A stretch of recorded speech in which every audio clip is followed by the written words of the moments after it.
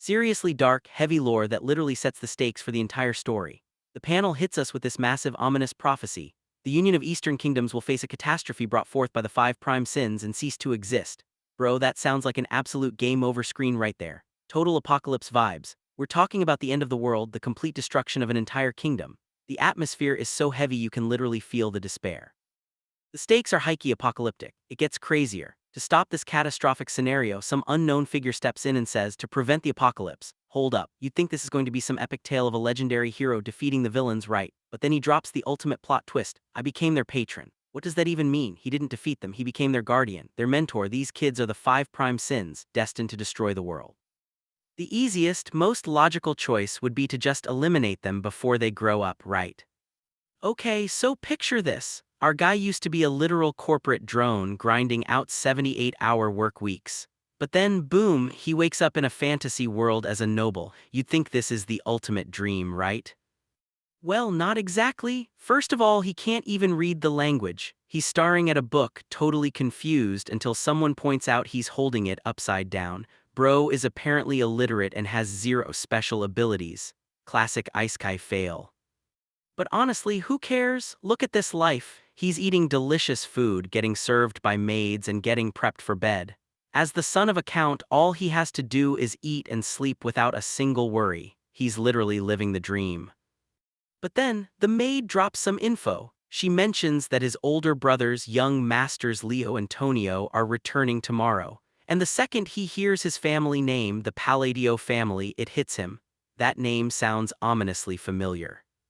And this is where things get crazy. He realizes he's not just in any fantasy world. He's inside Psychedelia, a brutal turn-based RPG he used to play. And in this game, once the five prime sins show up, they completely obliterate all the kingdoms, nobles, and cities. It's an absolute apocalypse. But wait, it gets worse. His family, House Palladio, isn't just some random noble house. They're a literal crime syndicate known as Avalon, running narcotics and worse. His first brother Leo is the king of vice and his second brother Tonio is the king of narcotics. And our guy, he's Alan, the third son, a mere side villain. Bro is freaking out. He's literally praying to the universe to send him back to his 78-hour work week. Because right now, he's living the dream, but he knows for a fact his family is the very first to get wiped out by the five prime sins. He's gonna be reduced to ashes in 10 years. This feels worse than having his salary delayed for half a year. He's complaining about having no cheat privileges, but then it hits him. He knows the game's main plot. He knows exactly what happens 10 years from now.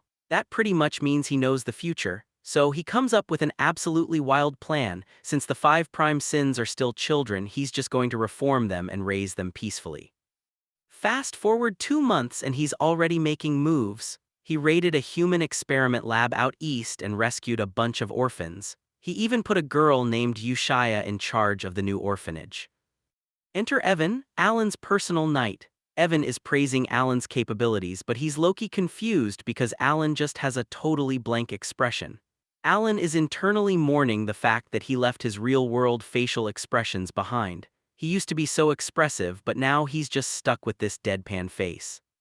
But in the world of psychedelia, where betrayal is everywhere, Evan is an amazing, loyal, supporting character.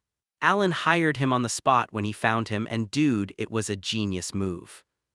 Meanwhile, a veteran mercenary named Cub is questioning Alan's strategy. Cub saw all sorts of crazy things in his years as a mercenary, but Yushaya was nothing like he'd ever witnessed. She was incredibly powerful, and Cub doesn't get why Alan didn't bring her back to the manor.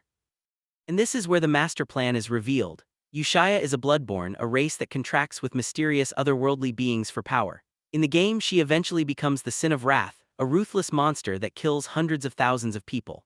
Alan explains that leaving her untouched at the orphanage is actually a crucial part of his plan to keep her from becoming an apocalyptic monster. First hurdle cleared. To keep up appearances, Alan plays it cool, telling Evan it's just not the right time yet to bring her in. He hands Evan a letter to give to Yushaya, claiming it's just a gentle greeting to soothe her after the horrific experiments she went through. But bro is actually playing 4D chess. He didn't just write a nice greeting. He included a highly specific quote from the game's Sin of Wrath arc: "Anguish of the shadow, clarity of the light, one worth, one binding." In the game, this incantation is used to calm down the Sin of Wrath. It's ridiculous that a simple quote is all he needs to be buddies with a monster. but since her race worships weird otherworldly beings, it might actually work. Cut to Yushaya, she's reading the letter and she's completely freaked out. She's asking why Lord Alan hasn't summoned her to his side. Suddenly, she senses the mana radiating from the letter. Only those who have reached the master level can manifest mana like this. She realizes the quote isn't just a greeting, it's a covenant. She completely understands his will and realizes Alan is her true master. The sin of wrath and the daughter of the abominable blood has just officially pledged her loyalty to him. Meanwhile, back in his room, Alan is just chilling. He's looking at the full moon, totally happy that he had a productive day to extend his wonderfully lazy life. He has no idea he just accidentally secured the loyalty of a future apocalyptic monster. Now, he's just looking forward to tackling the second sin. He's thinking about the Asteria tradition of laying blue evening primroses on the graves of the deceased, just wishing for a long, peaceful life of abundance without worry. But dude, you're literally building a cult of world-ending monsters. Little does he know, this single decision is going to completely change his future, and things are about to get absolutely wild. Okay, so picture this. Our guy used to be a literal corporate drone grinding out 78-hour work weeks. But then, boom, he wakes up in a fantasy world as a noble. You'd think this is the ultimate dream, right?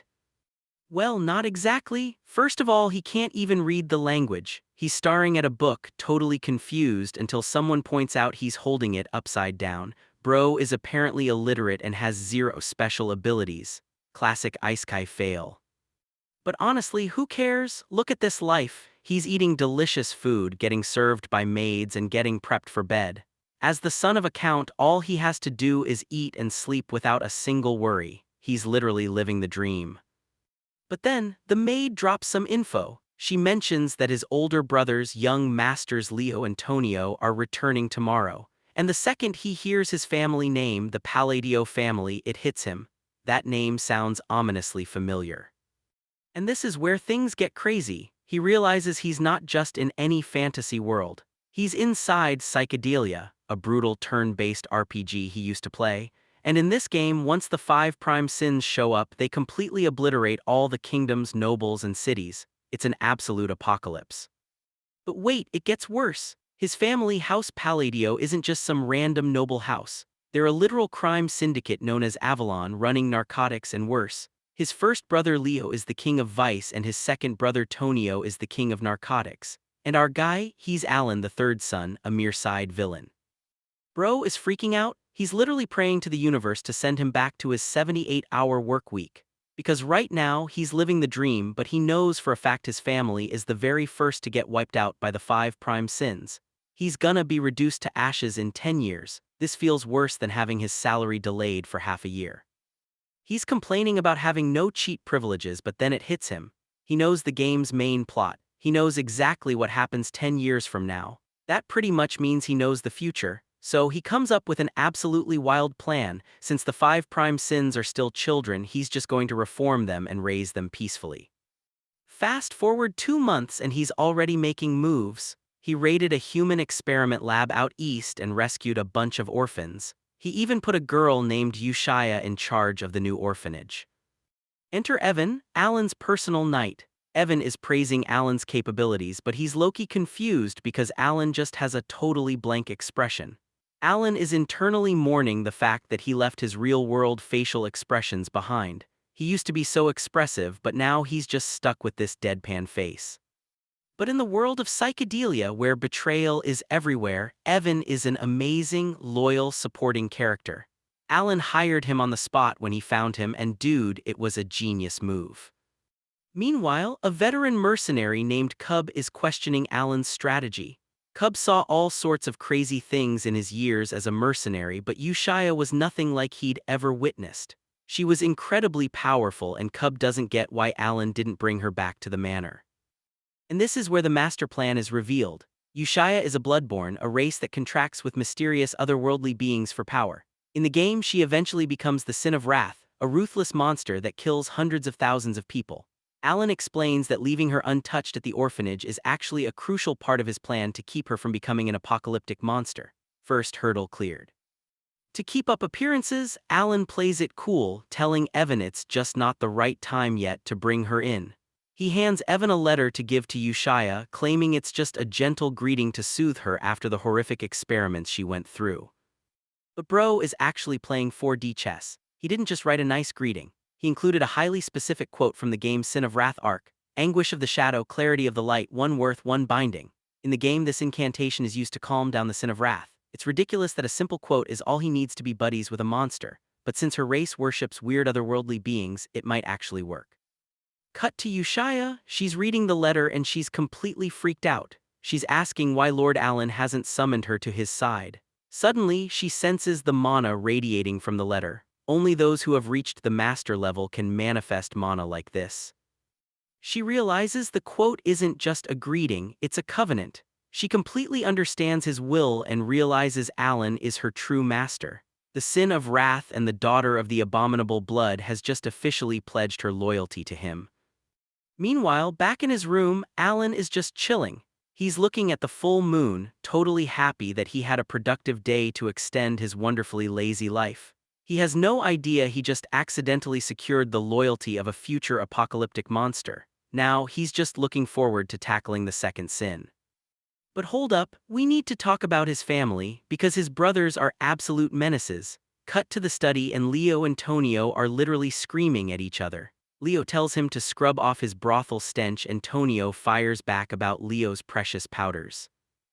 Alan is just standing there internally screaming, what a royal pain in the butt. How did the original Alan even put up with these guys? He'd love to smack them, but he knows better. He just tells them to get lost before he draws blood. These two scumbag brothers are at each other's throats just to inherit the estate. Leo is the baron of the underworld and Tonio runs a massive drug cartel. If Alan wants to live the dream, he absolutely cannot get involved with them. He is fully committed to playing the role of a feeble, incompetent, illegitimate child. No pressure, right? But here's the thing about that second rescued child. Evan is reporting back and he's low-key terrified. He's asking how Alan even knew about the human experiments and trafficking going on in other regions. And why rescue these eerily powerful children?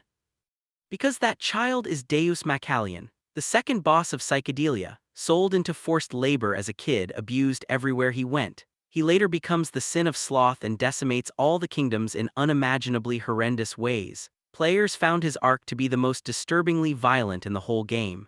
Nightmare fuel, honestly. He's called the Sin of Sloth, but he's actually a tireless worker who pays back every grudge 100-fold. So Alan advised Evan multiple times to be extra nice to him.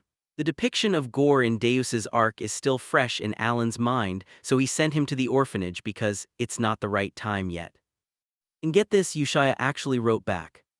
She's sending Alan everyday small talk. I'm doing well, my second brother used me as a chair again today. Quite amusing, isn't it? Bro is just exchanging casual letters with a future apocalyptic monster. It's actually pretty funny, but also, that's actually terrifying. But then, things just went from bad to worse. Urgent news drops, Tonio is dead. Wait, what? Already? Alan is completely caught off guard. He didn't expect Tonio to kick the bucket this early and definitely not by accident. It's nothing like what happened in the game.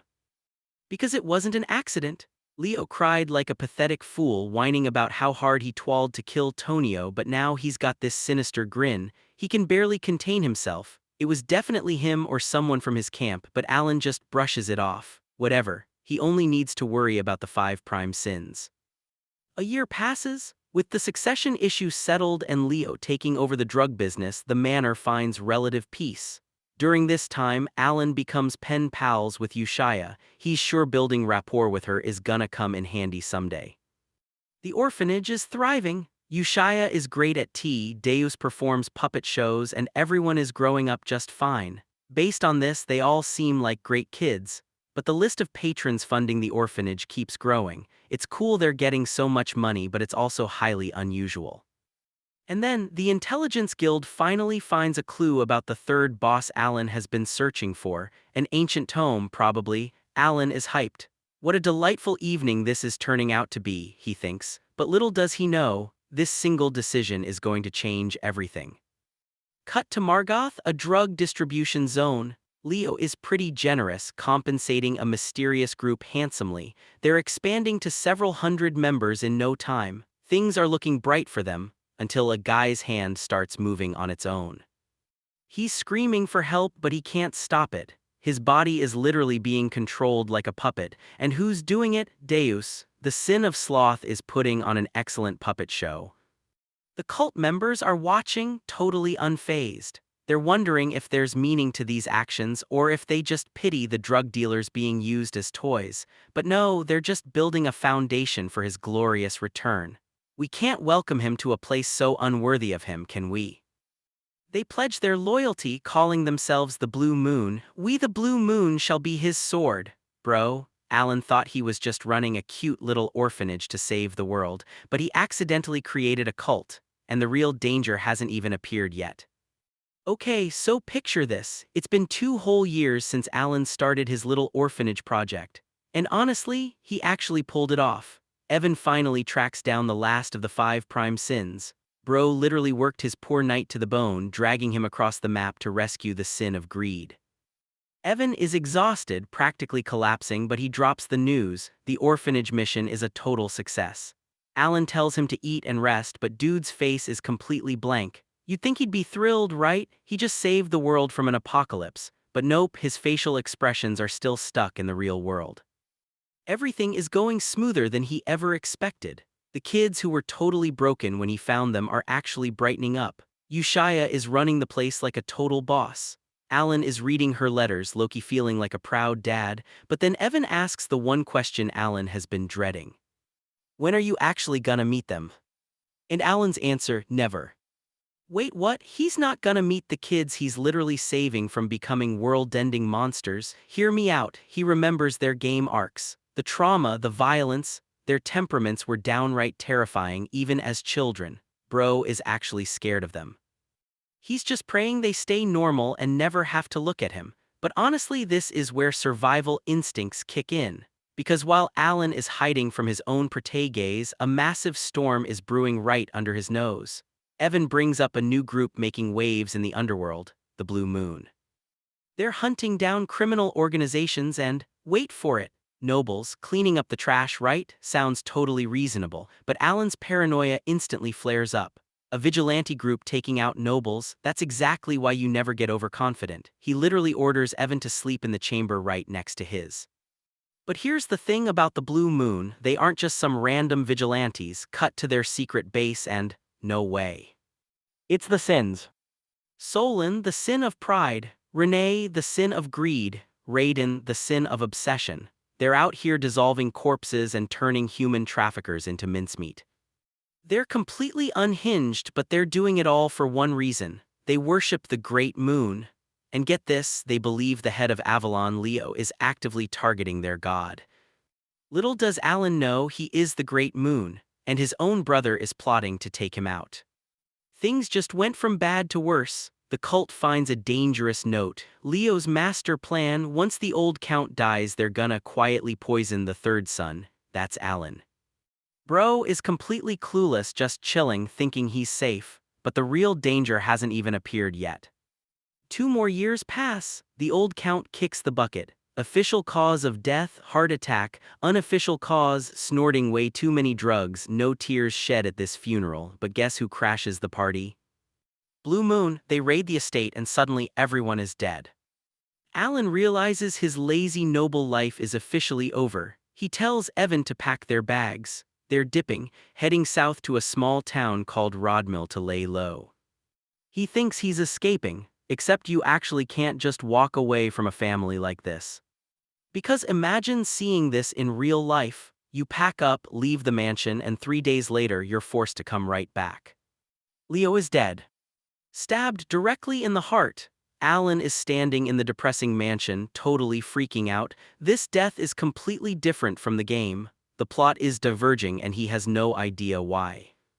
He's trying to play detective, examining the body when Evan walks in, but Evan isn't looking at the corpse. He's staring right at Alan. And then he drops the most terrifying question imaginable. Young master, are you the mastermind who wiped out Avalon overnight?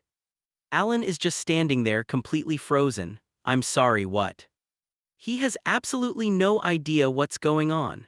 His rescued kids formed a death squad, his brother got assassinated, and now his own knight thinks he's a ruthless crime lord. Bro is cooked, and the craziest part, he actually has no idea how to fix it. Okay, so picture this. You finally escape the toxic family drama, pack your bags, and head to a quiet little city to live your best spoiled noble life. Easy, right? Yeah, not even close.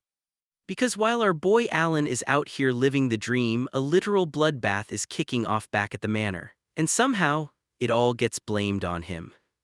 We start with Alan heading out to Rodmell. His subordinate is like, bro, wouldn't it be better to go to a bigger city? And Alan just hits him with that classic, no, absolutely not. This is the final destination of my master plan. Honestly, he's just trying to dodge the game's original plot and chill at the Palladio family villa. He literally just wants to eat toast and live in total bliss. Dude is locked in on his retirement plan. But hold up, cut to his brother Leo. Leo is sitting there paranoid, complaining that Alan's presence is just bothering him. So what does he do? He orders his lackey Almond to tail Alan's carriage, and then he drops the fatal hint. Is that an order to kill? Almond asks. Leo basically tells him his job is to just carry out the commands. Wait, where did that come from? Because the second Leo says that, Almond just straight up turns on him. Kurg. Almond literally attacks his own boss. He's smiling, telling Leo, I really enjoy war games, you see, it's been fun. This is absolutely wild. Almond reveals he's actually a member of this secret group called Blue Moon. Their whole creed is about being the sword of the Great Moon, and if anyone tries to harm the Great Moon's plan, they act on their own accord. Leo just accidentally gave them the perfect excuse to wipe him out. Almond tells him, your fateful words just put into motion the complete annihilation of Avalon. Bro is cooked. Leo had no idea what was coming. Back in Rodmill, Alan is living the dream. It is literally heaven on earth. He's waking up whenever he wants, eating whatever he wants. He's even thinking about starting a toast shop. Not gonna lie, this is the spoiled life he deserved. But here's the thing, that confidence doesn't last long. Because exactly 3 days into his vacation, a message drops. Leo Palladio is dead. Alan needs to return immediately. Alas, the trial period for heaven ended. So Alan steps back into the Palladio manor and the vibe is completely off. Everyone is trembling. They look at him and ask, are you the mastermind who wiped out Avalon overnight? Wait, what? Alan is sitting there like, I'm sorry, what? He's literally just a guy trying to eat toast, and now he's being accused of being a criminal mastermind. This is where things get crazy. See, Avalon was one of the biggest crime syndicates in the kingdom, and overnight they were completely wiped out, cut down by a sword, total carnage. Because Alan left right before it happened and now he's the heir, everyone thinks he did it. They think he's got some swordmaster tier assassin on his payroll. Dude is built different, or at least they think he is. Alan is internally freaking out. He knows Blue Moon doesn't leave bodies behind, but this was a sword massacre. Plus, he's never even heard of Blue Moon in the game. If they weren't even strong enough to make it to the main plot, how did they pull this off? So who actually did it? You can probably guess what happens next, except you actually can't. We cut to the real masterminds. It's Almond's subordinates reporting to their boss. They casually drop that they just slaughtered all 486 remaining members of Avalon in exactly 5 days. Just like that, the criminal empire that ruled the kingdom reduced to nothing. And somehow it gets even crazier. The boss is thrilled, but the subordinate mentions they found some nobles tied to Avalon. Specifically, House Altia. The boss just coldly says, take care of it quietly. So now, Alan is stuck looking like the most terrifying, sinister mastermind in the kingdom, while a completely unknown, overpowered assassin group is quietly picking off corrupt nobles one by one. What could possibly go wrong? Okay, so let's get one thing straight. The Blue Moon cult is out here doing whatever they want. Cut to their secret meeting and they're basically covering up a massive crime. They just wiped out Avalon, all of Alan's family, and they're making sure the Great Moon doesn't find out. Wait, the Great Moon? Yeah, that's Alan. They literally worship him. But here, the twisted part, they found out Alan's own family was planning to assassinate him. So without his permission, they took matters into their own hands and slaughtered everyone. Yushaya, the Sin of Wrath, is actually shaking nervously. She's terrified of getting caught. But the leader of the cult just drops this chilling line. A sword shouldn't think for itself, should it? bro, you just committed mass murder to protect your god and now you're acting like it's no big deal. That is absolutely wild. Meanwhile, back at the manor, Alan is suffering. For a whole month after the funeral, he's been buried in paperwork. He just wants to eat and chill like a normal noble, but nope. Because his brothers are dead, he's officially the heir to the estate. And get this, the servants are suddenly working their butts off. They're terrified. Why? Because there are rumors floating around that Alan is a ruthless, calculating mastermind who orchestrated his brothers' deaths. Alan is just sitting there, silently doing his corporate drone work, wishing they would just do it themselves. He has no idea they're working overtime because they think he's a literal mafia boss. This is exactly why you never get overconfident. But honestly, he's not just doing paperwork. He's been training magic in secret. 2 years of self-study and he's already reached the second tier. His teacher is blown away, saying most people take 4 years just to get there. Alan is acting all cool, saying it's just flashy and nothing more, but internally, he just realized something horrifying. His mana core is comically tiny. Like minuscule, no amount of training can fix it. Bro is built different, but unfortunately he's built weak. So to secure his future, he decides he needs to make friends. He heads to the seasonal ball in southern Asteria. His plan: use the awesome social skills he perfected in secret to break down their prejudices. Easy, right? Yeah, not even close. The second he walks in, everyone is staring at him like he's a monster. The Palladio name is already notorious thanks to his thug brothers, and now there are rumors he murdered them. He's literally the #1 person everyone wants to avoid. He tries to play it cool, admiring someone and hitting them with his charming smile. But instead of charming them, he accidentally terrifies a noble girl so much she hands over her family's limited edition wine just to make him go away. He ends up walking away with a luxury steed, rare tea, and original wine. He got all these spoils of victory, but at what cost? Everyone is completely distant. His presence literally made the party more awkward, so much for socializing. Defeated, he heads outside to get some air, wondering where it all went wrong. But hold up, someone is actually approaching him, and not just anyone.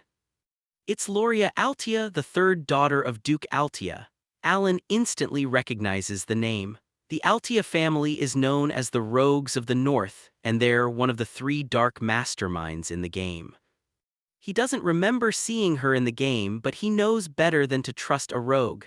She walks right up to him, completely ignoring his terrifying reputation, and drops a bombshell. Please lend me your strength, because soon I'm going to be assassinated. Wait, what? The real danger hasn't even appeared yet, and now the daughter of a rogue family is asking the rumored mafia boss for help. This single decision changes everything. Okay, so picture this. You're just trying to lay low, avoid the main plot, and live your best spoiled noble life. But the universe is like, nope, let's make things complicated. We open with a girl literally begging Alan for her life. She's the Duke's secret daughter, and since her father is on his deathbed, her sisters are about to assassinate her. Alan immediately pieces it together. Wait, he never saw this character in the game. Oh, that's because she's already dead in the original timeline. That is actually terrifying. She offers him half of the Altia estate if he saves her, but Alan just hits her with a cold, "I respectfully refuse." Honestly, he knows he's powerless to stop it, and he's not gonna give her false hope just to look cool. He just turns around and walks away. But here's the thing, he's not as alone as he thinks. Cut to the overpowered assassin group, Blue Moon. They are literally watching him. They note that thing, which is what they call Alan, was just approached by the Altia family, but since Alan isn't tied to the criminal syndicate Avalon, he's not on their hit list. Little does he know, they are also tracking a shadow that has been watching their Great Moon. Who is the Great Moon, and what is this shadow? Nobody saw this coming, but the real danger is lurking right under his nose. Things only get worse from here. Alan is at a fancy noble social event just trying to mingle, but everyone is giving him the ultimate social distancing treatment. They're avoiding him like he has the plague. Why? Because thanks to the Avalon massacre, he's now officially known as the sinister mastermind of the shadows. He tries to say hi to a girl and she literally runs away screaming. Yeah, that's not good. But then, Lady Kalia Genonia approaches him. She's from the West Genonia family, which is basically the mafia of this world. She drops some massive lore on him. There are three masterminds of the shadows in the kingdom. Altia of the north, Palladio of the east, that's him and her family in the west. Alan is internally freaking out. He's like, dang it, I need friends to help me live a blissful life, not evil mafia mastermind friends. He basically begs to be excused and bails out of the conversation. Kalia just watches him leave, realizing the rumors about him being weird are totally true. But Alan doesn't even have time to process that social nightmare because he's got his eyes on his real prize. He drags his deeply confused subordinate to a pitch-black, creepy gorge. Alan is geeking out. He's finally found the Labyrinth of Whispers. In the game, this place was a massive grind, but he has the walkthrough memorized. He's literally treating a life-or-death dungeon like a speedrun. His subordinate is sweating bullets. There's a monster in the shadows ready to pounce the second they get a riddle wrong. But Alan is just totally chill, solving puzzles like he's doing a crossword. The subordinate is thinking, I've worked for this guy for 4 years. His random missions always turn out perfect, but how does he know every inch of this maze? Alan accidentally slips up and says, I came here a lot, before quickly covering it up. Bro is making life-or-death decisions like he's choosing what to eat for lunch. Finally, they reach the last chamber. Alan grabs a crappy-looking black ring and tells his sub not to touch anything else. But this is where things get crazy. In the game, getting this artifact was just clicking a UI window. In real life, a literal, booming voice echoes in his head. The ring is a constraint artifact. It gives you massive power boosts, but you have to impose strict restrictions on yourself. Alan decides to hack the magic system. He imposes the absolute use of Bavaloya's hand seals and utterances. He's trying to bend the laws of the world to fix his magic, which has always been super weak and faint, no matter how much mana he pumps into it. The voice approves the constraints, but then it drops this line, I offer my gratitude for carrying forth his will. Wait, whose will? What does that mean? This changes everything. The ring absorbs into his body. Success. They head for the exit, but hold up. Those piles of rocks at the entrance, they're alive, they're golems. The subordinate is panicking. Second-tier spells are useless against these things, we need to find an exit. But Alan just steps up. His lightning magic has always been a joke, but now he's got the constraints, he's locked in. He raises his hand to test his new power. You can probably guess what happens next, except you actually can't. Okay, so let's talk about what just happened because this is absolutely insane. Evan is literally flabbergasted. Bro has been a mercenary for 15 years and he's never seen anything like this. Alan just unleashed a magic combo that completely breaks the game. He stacked 4 different utterances and hand seals to boost his chain lightning. He basically charged it up for 5 whole turns and flipped the AoE switch. And because of the game's weird magic constraints, those mandatory chants actually doubled the spell's raw power. It was a total overkill for a second-tier attack. Honestly, Alan is just standing there thinking, I'm pretty sure this wasn't this op in the game. After that ridiculous display of power, they finally escape this creepy labyrinth. Alan's catching his breath, asking who even built this nightmare fuel, and Evan drops some heavy lore. It's actually called the Labyrinth of Whispers, but its real name is Phallion's Labyrinth.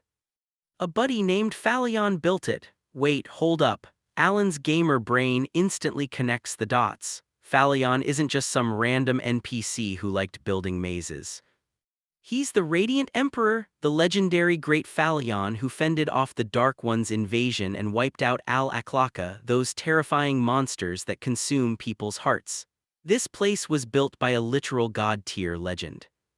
But here, where things get absolutely wild, cut to Yushaya and she is completely mind-blown. She realizes her master, the Great Moon, was actually an esteemed friend of Phallion himself. And the craziest part? The secret utterances Alan whispered to boost his magic, they aren't even recorded in the archive of antiquity. To her, Alan is literally unfathomable, an absolute god among men. Meanwhile, some mysterious cult members are having a secret meeting. They realize everything the Crimson Moon said was true. They've been following orders blindly and are totally ashamed of themselves. But before they can even process that, another member walks in with some terrifying news.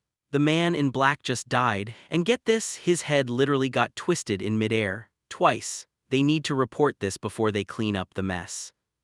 Things just went from bad to worse. Cut to the Genonia manor. Count Genonia is chilling with his daughter Kalia. He's acting all proud, asking if it isn't fascinating, but wait, look at Kalia's eyes. There's a chilling emptiness in her eyes, like a boundless abyss. And then the Count drops the most terrifying twist imaginable. He's been acting as the head of the family by turning his own daughter into a mindless puppet.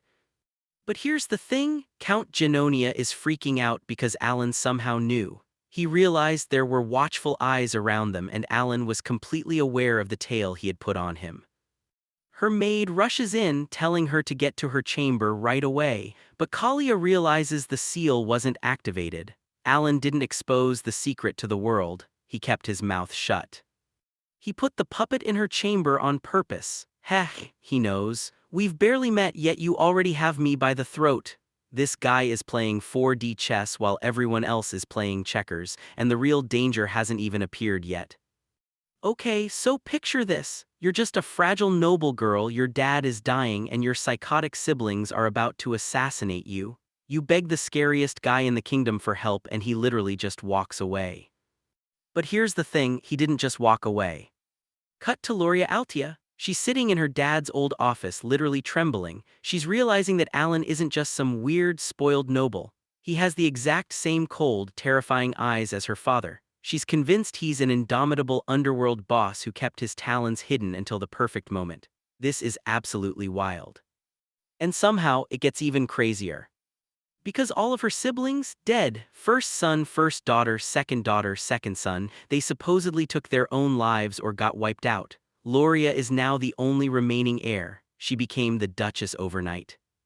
She's sitting there thinking she made a deal with the devil. She thinks Alan orchestrated the entire massacre just to use the Altia family's political renown to stir the kingdom from the shadows. She even sends him a bottle of wine worth thousands of gold as a thank you gift. But wait, cut to Alan. He's staring at this insanely expensive wine and he is completely, utterly confused. He's like, hold up, didn't she say she was gonna get killed? How is she the Duchess now? This is so weird. This guy has no idea what's going on. He thinks he just politely declined her offer, but some unknown assassin group just wiped out her entire family and handed her the throne. Yeah, that's not good. Things only get worse from here, or well, better for Alan. Fast forward a few months, it's winter, 5 years before the game actually starts. Alan is officially a count now. He's fully embraced the chill life, eating good food, maximizing his noble perks. Bro is locked in on his retirement plan. His subordinate drops an update on Leo's killers. Still nothing. The Intelligence Guild is drawing a blank. Alan just brushes it off, saying he just wants to be prepared for any butterfly effects he might have caused. But honestly, with a secret assassin group out there wiping out crime syndicates and noble families, you'd think he'd be a little more paranoid. Anyway, he gets another letter. This one is from the orphanage matron Yushaya, and this is where things get crazy. See, Alan has been secretly funding an orphanage, but these aren't just random kids. These are the 5 prime sins from the game, the literal doomsday bosses. He rescued them to prevent them from becoming nightmare fuel. Yushaya's letter drops a massive update. The kids are growing up fast. They're basically young adults now. Alan realizes it's time to let them move out, but he's not just gonna kick them to the curb, he's got a master plan. He looks at their unique traits from the game. Yushaya has the gift of faith, Deus has the gift of the sword, Renee has Inquisition, Solon has the fighter gift, and Raiden has the gift of the apostle. He's literally treating the prevention of the apocalypse like a career counseling session. He decides to send them out into the world with personalized gifts and letters, assigning them to posts where their crazy powers can actually do some good. Go forth into the great vastness of the world, he writes, feeling like a proud dad. But cut to the orphans. They're opening their letters and the vibe completely shifts. They aren't just normal kids, they're looking at his instructions with absolute reverence. Our instructions have arrived, one of them says. Unlike before, he has given letters to each of us. This changes everything. These kids are about to step out into the world armed with god-tier abilities all because their dad told them to. If you thought a single mastermind was crazy, just wait until the five prime sins start making their moves. What could possibly go wrong? Okay, so picture this. The Blue Moon cult is getting their new orders, but instead of a secret scroll or a creepy ritual, the Great Moon just sent them letters. Yushaya is explaining to the crew that these aren't just normal letters. They look like everyday small talk, but his true instructions are hidden right underneath. She pulls out an old letter to show them. It's just Alan asking how she's doing and telling her to make sure the kids at the orphanage stick together. But to them, this is literal gospel. He specified a target, ordered a cleanup, and disguised it as a friendly check-in. Bro is playing 4D chess and they are completely eating it up. And the craziest part? They're strictly forbidden from ever speaking of Blue Moon. When one of them asks why they don't just use a communication orb to talk to him directly, Yushaya shuts it down instantly. We are his followers, we only need to obey. Seriously, the level of devotion here is almost chilling. But then they open their new destination letters and things get wild. Deus is ordered to journey to Caliburn, the nation of knights, to become a knight. Another is heading to the desert city of Raxath, one to the labyrinthian city of Lartania, and another to the holy kingdom of Rosario. They have no idea what they're walking into, but they trust the Great Moon completely. Cut to 3 months later and Alan is losing his mind. He's been researching magic utterances with zero luck and the butterfly effect is completely out of control. He saved the 5 sins and now the plot is diverging hard. Loria, who was supposed to die early in the game, actually became the Duchess and is rapidly expanding her underworld influence. Evan tells him the Intelligence Guild has 0 leads on Leo's assassins. And Alan, he just immediately calls off the investigation. He realizes that in this world, not knowing is a literal blessing. Secret groups won't touch you as long as you stay out of their way. This is exactly where survival instincts kick in, and honestly, it's a genius move. But then Evan drops some massive news. Deus didn't just become a knight in Caliburn, he formed his own entire order of knighthood, and get this, he's already above the expert level. Bro went from knowing nothing about swords to basically a prodigy in just a few months. Fast forward another 6 months. It's been a full year since the sins went their separate ways and Alan is finally getting used to being a count, but Evan bursts in with even crazier news. Deus has been promoted to one of the 5 swords of Caliburn. He's a master knight. Alan is completely floored. In the game, swordmasters are superhumans who unlock a unique ability called derivation, and it takes decades of training. The youngest ever was Reinhard, and it still took him over 20 years. But Deus, he defeated the 4th sword in a duel and got the title in a single year. If he unlocks derivation, he could literally surpass the strongest character in the game. Alan is sitting there hopping he'll get some kind of thank you benefit for setting this up, but then realizes he probably won't get anything at all. He's low-key salty that he only gets letters from Yushaya and the other sins don't even write to thank him for his presence. But hey, at least they aren't evil monsters trying to destroy the world. Silver linings, right? Meanwhile, in the capital of Caliburn, Deus is chilling in his grand mansion as the captain of the Order of the Solar Eclipse. He's reflecting on his past. When he lost everything to the Dark Ones, he was left with nothing but unbridled anger and boundless hatred.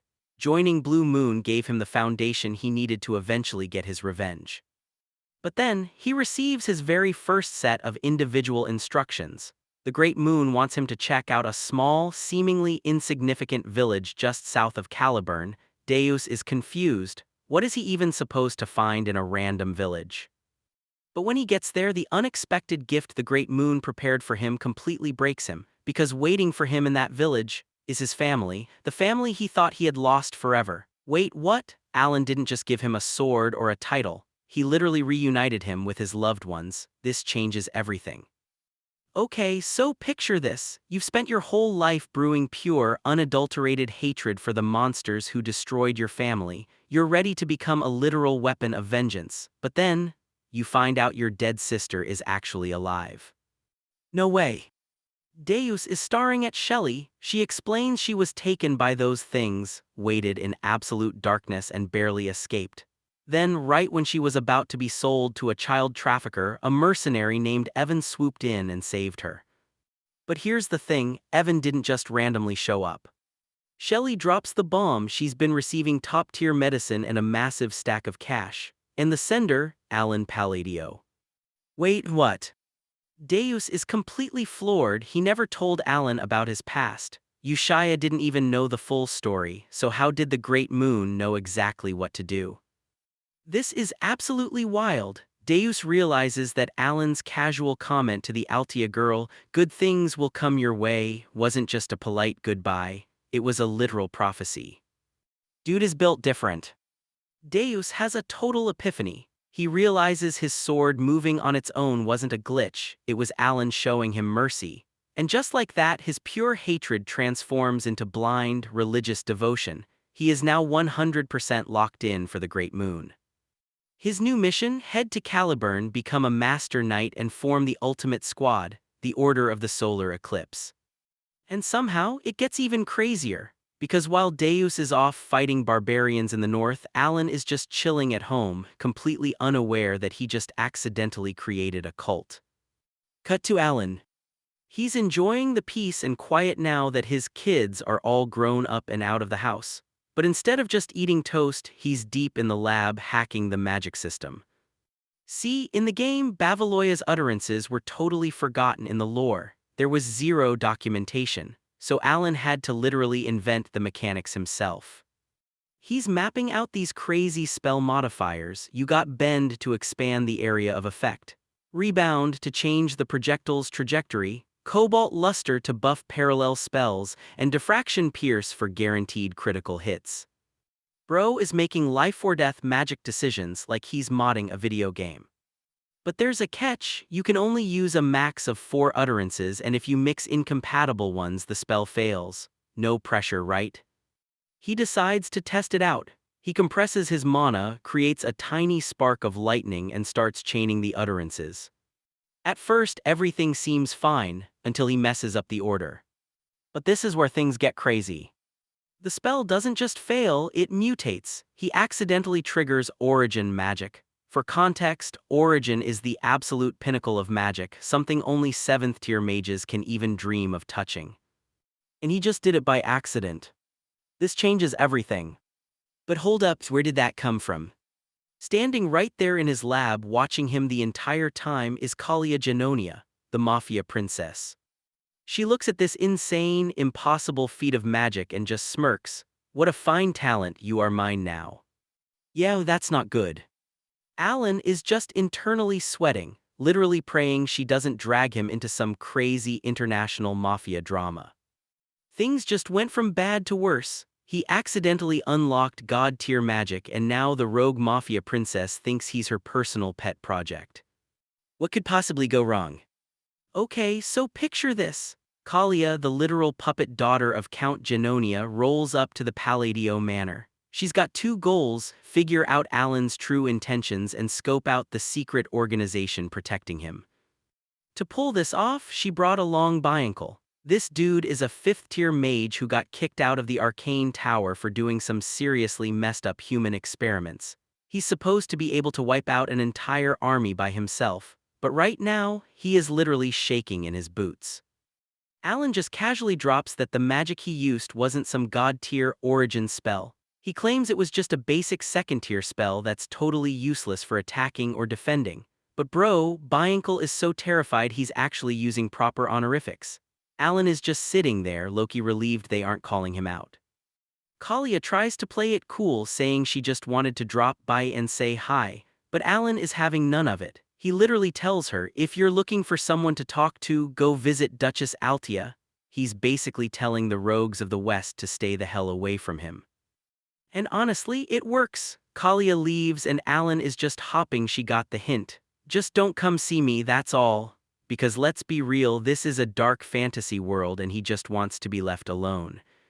But here, where things get absolutely wild. Back in their carriage, Kalia asks Biancle if Alan's magic was really Origin, and the 5th-tier mage completely loses his mind. He explains that Origin magic literally rewrites the laws of the universe. But Alan, he didn't just rewrite the rules, he was tearing through the very fabric of reality. He clamped lightning in place, twisted the universal principles until they collapsed, and somehow forced the magic to take shape.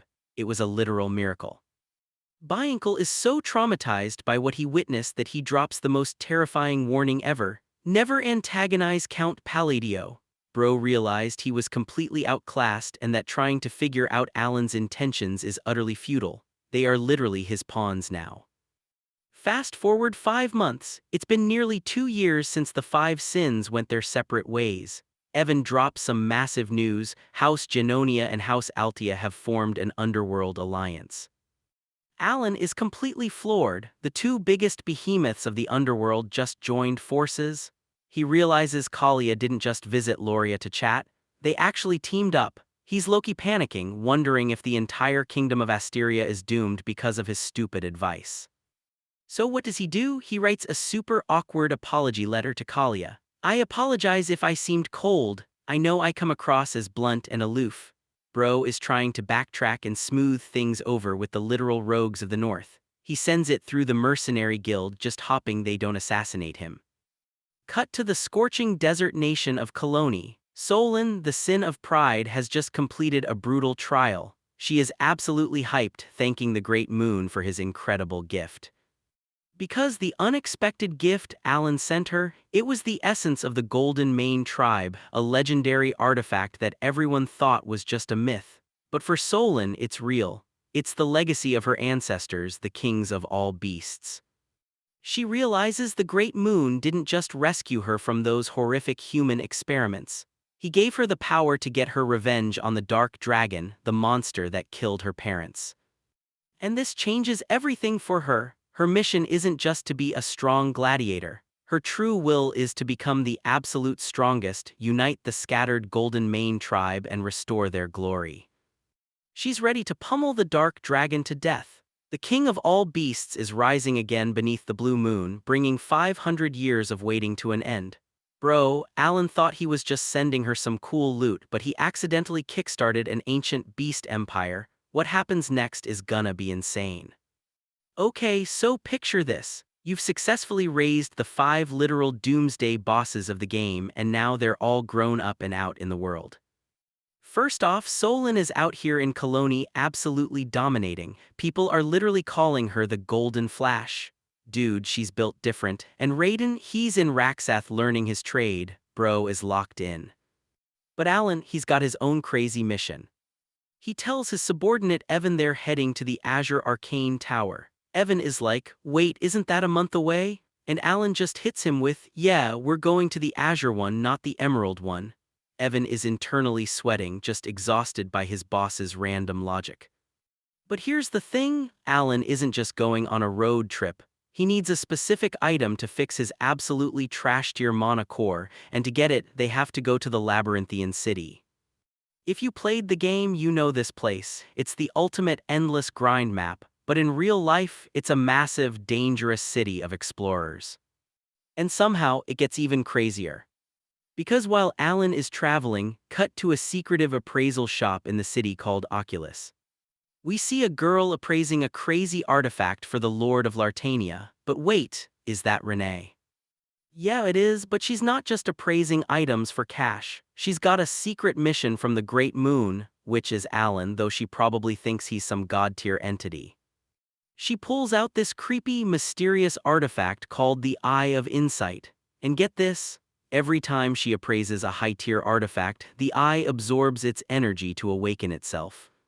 She's literally at 248 out of 500 offerings. She's grinding appraisals to unlock a god-tier weapon to fight the Dark Ones. Bro is making life-or-death decisions like he's choosing what to eat for lunch, and his kids are out here secretly preparing for an apocalyptic holy war. Things only get worse from here, or well, more intense. 3 weeks later, Alan finally rolls up to the Azure Arcane Tower. He walks in and demands to see the Deputy Master.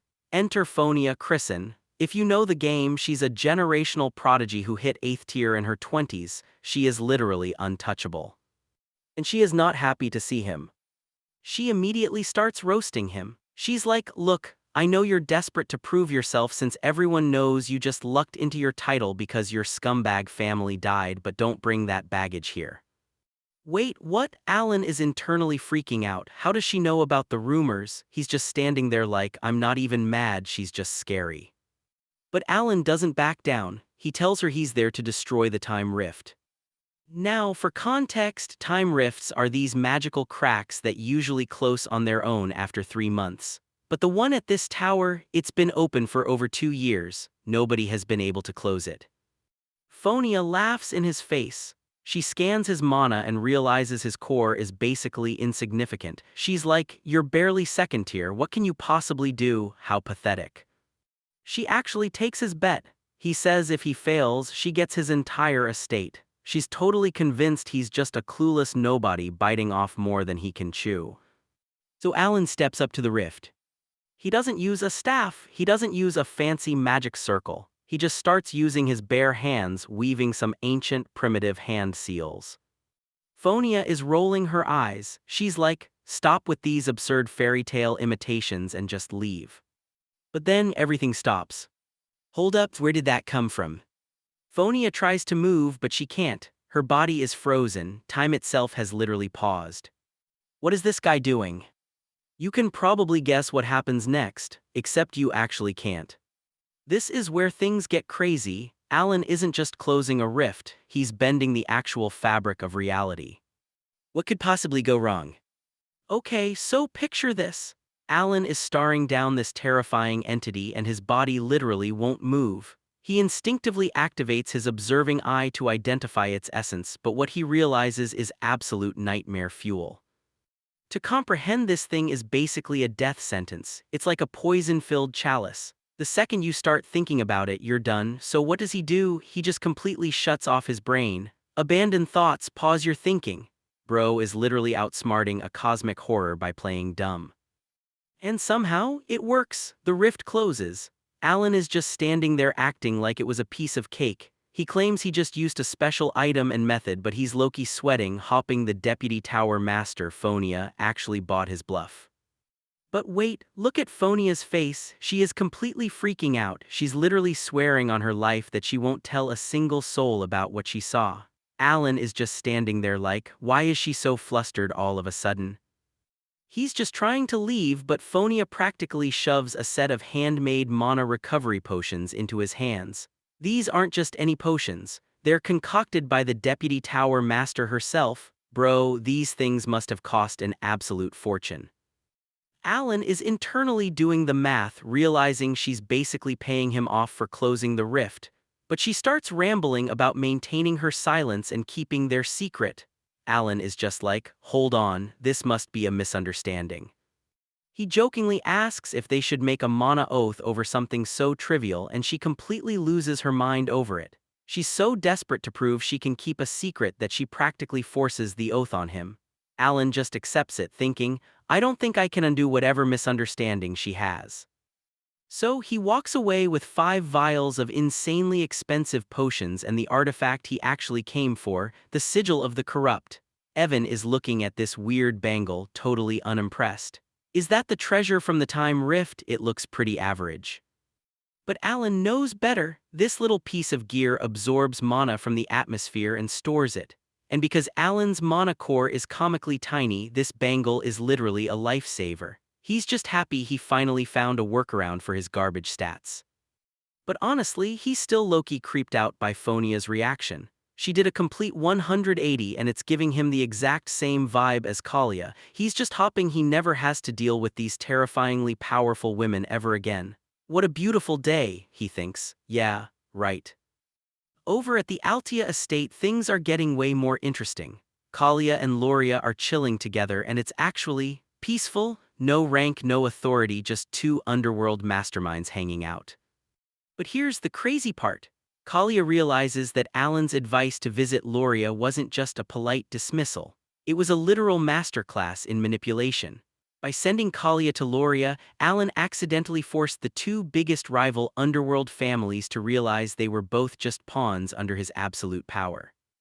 A power struggle is completely meaningless when the Great Moon is watching. So the rogues of the West and the rogues of the North just formed an amiable alliance. Bro didn't even have to lift a finger. But get this, Kalia drops a letter from Alan on the table. Loria is instantly on high alert. What is it about? It looks like a standard apology letter for some noble drama, but Kalia knows better. There must be hidden instructions here. They start decoding the nobles Alan mentioned. Baron Kenia, Count Malentino, Viscount Valanda, Duke Faldian. They represent both the noble faction and the royalists. Kalia drops the bomb. He is not happy with either faction. Loria's first instinct, so we should eliminate them all. But Kalia sighs, it's got to be something within reason. They realize Alan wants them to oust the current nobles in power and form a brand new faction. And this changes everything.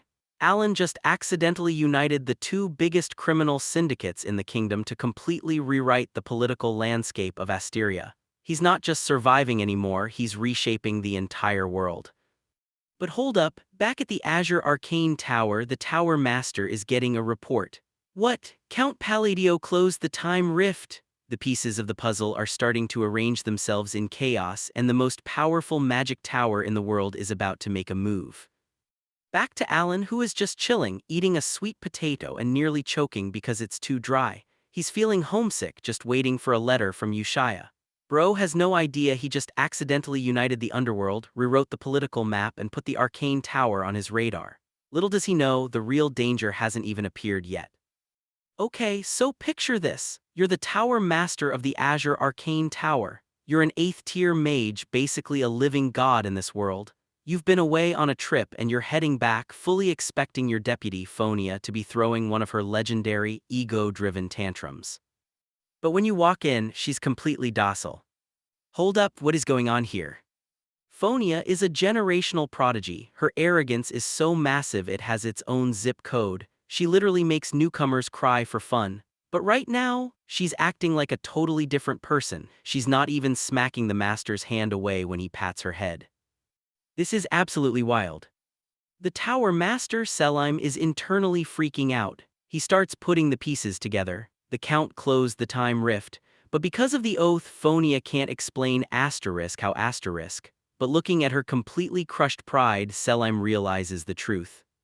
It must be origin magic. Wait, the guy with the insignificant mana core, the one Phonia mocked for being barely second tier. He casually bent the fabric of reality and completely broke her worldview in an afternoon. Selim is literally grinning like a madman. Count Palladio of the Kingdom of Asteria, how very interesting. Dude is built different.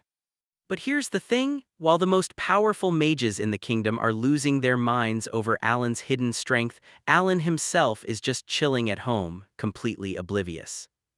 Fast forward 1 month. Alan is back in his lab hacking his magic system again. He's been testing his utterances and just discovered a massive new rule: if you stack similar utterances, their effects actually compound. And the placement matters. He's treating the laws of physics like a mod menu in a video game. He decides to test out a basic second-tier gravity spell, but when he casts it, it doesn't just make a small dent, it literally nukes a massive crater into the ground. His subordinate Evan is staring at the destruction like, bro, a second-tier spell shouldn't be able to do that. And Alan, he just shrugs it off. He's like, maybe I'm just feeling good today. Yeah, not even close, man. Little does he know, his magic isn't getting stronger because he's feeling good. It's getting stronger because an entire secret cult is actively praying to him, pumping him with passive faith buffs. But he has no idea, he just thinks his grinding is paying off. And somehow, it gets even crazier. Because while Alan is accidentally becoming a magical god, his kids are out here building a literal religion in his name. Cut to the capital city of the Holy Kingdom of Rosario. We meet Sir Rourke, a guy who spent 20 years as a total failure. He couldn't even sense divine power. He was literally about to quit his paladin dreams in despair. But then he met a lowly nun. She tells him, if you have an earnest desire, pray to the moon. Desperate, he does it, and boom, like a miracle, he finally gains divine power. He's ecstatic. He thinks the goddess Saronia has finally blessed him. But wait, look closer at that nun. Is that Ushaya? No way. Yes, it is. The orphan with the gift of faith is now a nun in the Holy Kingdom, and she is absolutely manipulating this guy. Rourke is thanking her, crying about how the goddess of the moon answered his prayers, but Ushaya is just smiling, knowing exactly what she's doing. She's not guiding him to the actual goddess. She's guiding him to worship the asterisk Great Moon asterisk. Which is Alan. This is where things get crazy. Yushaya is weaponizing faith. She's taking high-ranking, powerful paladins who are desperate for power and she's redirecting their divine devotion straight to her dad. She's building an army of holy warriors and they all think they're serving the goddess, but they're actually serving a guy who just wants to eat toast in peace. If you thought a single mastermind was crazy, just wait until the Holy Church finds out their new divine power source is a 20-something noble who doesn't even know he's a god. What could possibly go wrong? Okay, so picture this. Alan is sitting in his room reading the latest letter from Yushaya, and honestly, it's just trivial day-to-day updates. The weather is nice, the kids are fine, but bro, is Loki hurt? Why is Yushaya the only one sending him letters? He's literally trying to convince himself he's fine with it. I just led them down the path of righteousness instead of apocalypse, so the job is done. Inner peace? Yeah, keep telling yourself that, man. You're totally not sad that your 5 apocalyptic protages don't even write to say thanks for the gifts. But then Evan walks in with some massive intel from the Intelligence Guild, and things get absolutely wild. Solon, the sin of pride, just hit 32 consecutive wins in the fighting pits of Colony. Hold up, 32 wins? The current record holder is the Lion King, an insanely OP character from the game with a 41-win streak. And Evan is telling him Solon is about to shatter that record. Bro didn't just save her, he accidentally created the next undisputed champion of the Desert Nation.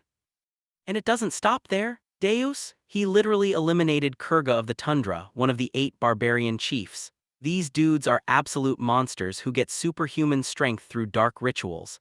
Alan is just sitting there wishing he had gone to visit Deus in person to get a nice return on his investment. Renee is doing great too, running a mystical appraisal shop called Oculus. Cool, totally normal, but then Evan drops the news about Raiden, and Alan just completely loses his mind. Raiden became a pirate. Wait, what? Alan literally sponsored a child to live a normal life and the kid ran off and became a real-life pirate. He's now the captain of the First Isle, the largest of the 7 isles off the coast of Rakseth. Alan is freaking out, trying to piece together how this happened. He remembers Raiden is a seaborn, a rare race that can move freely in water. He even gave him a gift to enhance his treasure detection abilities, thinking he'd just be a cute little treasure hunter. But nope, Raiden didn't just find some sunken gold, he literally conquered the First Isle and defeated the previous captain, Alcride the Slayer. And this is where things get seriously dark. Because Alcride wasn't just some random pirate, he received the Divine King's blessing through a sacred offering, and get this, the power of the sea god can only be granted by paying with the flesh of a seaborn. Cut to Raiden and his entire vibe has completely shifted. He's standing in the middle of his new pirate empire, but he's not thinking about treasure, he's thinking about his past. His people, the Seaborn, lived in peace on a hidden island, but they were massacred by the Dark Ones. When the survivors barely escaped to the continent, disgusting hunters killed his parents and sold him to a trafficker. For a long time, Raiden didn't even care about the Great Moon's orders. He just thought being a treasure hunter had nothing to do with his revenge. He was just playing along, pretending to follow the rules. But then, he saw the faces of the bastards responsible for his parents' death. They weren't just random hunters, they were the 7 captains of the 7 Isles. And the Divine King's blessing they all wield, it was paid for by splitting his parents' flesh among the 7 of them. They literally consumed his family to get their godlike powers. This changes everything. Raiden isn't just a pirate captain anymore. He's looking at the chosen ones of the sea, realizing the gods they worship are the monsters who ate his family, and bro is absolutely locked in for revenge. The real danger hasn't even appeared yet. Okay, so picture this. You're just a guy trying to get revenge on the supernatural pirate cult that murdered your family. Easy, right? Yeah, not even close. Because these guys literally summon sea gods, but then your mysterious boss, the Great Moon, hands you a pair of goggles. At first you're just like, cool, now I can find treasure in the deep sea. But hold up, wait. Raiden suddenly has a massive epiphany. The Great Moon didn't just give him random loot. He gave him the exact asterisk tool needed to counter the pirate's supernatural stealth. This is absolutely wild. Raiden realizes every single move Alan makes is a calculated, god-tier chess play. His casual gratitude instantly mutates into full-blown, terrifying religious devotion. He is now 100% locked in. All shall be done for the great moon. Bro is making life-or-death decisions like he's in a holy crusade, all because his dad gave him some swimming goggles. But here's the thing, while his kids are out here building a literal cult, the god they're worshipping is just annoyed about traffic. Fast forward 3 months, it's autumn and Alan is forced to attend the grand gathering. He's literally complaining about needing extra guards because of bandits. Dude just wants a peaceful road trip. But things only get worse from here, or well, more annoying. Because the Krailed and Edorn families, literally his dad's old lackeys, decide this is the perfect time to start roasting him. Since Alan dismantled the Palladio underworld empire accidentally in their eyes, they think he's just a clueless, lucky idiot who stumbled into a countship. And they are not holding back, they are literally spitting on his carriage and, wait for it, they start asterisk rapping at him. Carriage abandoned, underworld empire mishandled, no money, lots of worry. I am not making this up, they are having a literal diss battle. And Alan's reaction? He just ignores them and eats roasted corn. He's sitting there like, wow, these guys would be such keyboard warriors on Twitter. Honestly, the ignorance is bliss. He's completely unbothered while they're out here thinking they're Eminem. But the real danger hasn't even appeared yet. Cut to the north, a freezing, lifeless wasteland ruled by barbarians. We meet Kurga, one of the 8 barbarian chiefs, and he is absolutely cooked. He just got ambushed and defeated by the Knights of Caliburn, who totally cheated by challenging him to a fake duel. Talk about bad timing. Kurga is bleeding out in the snow, completely disgraced. He can't even die in peace.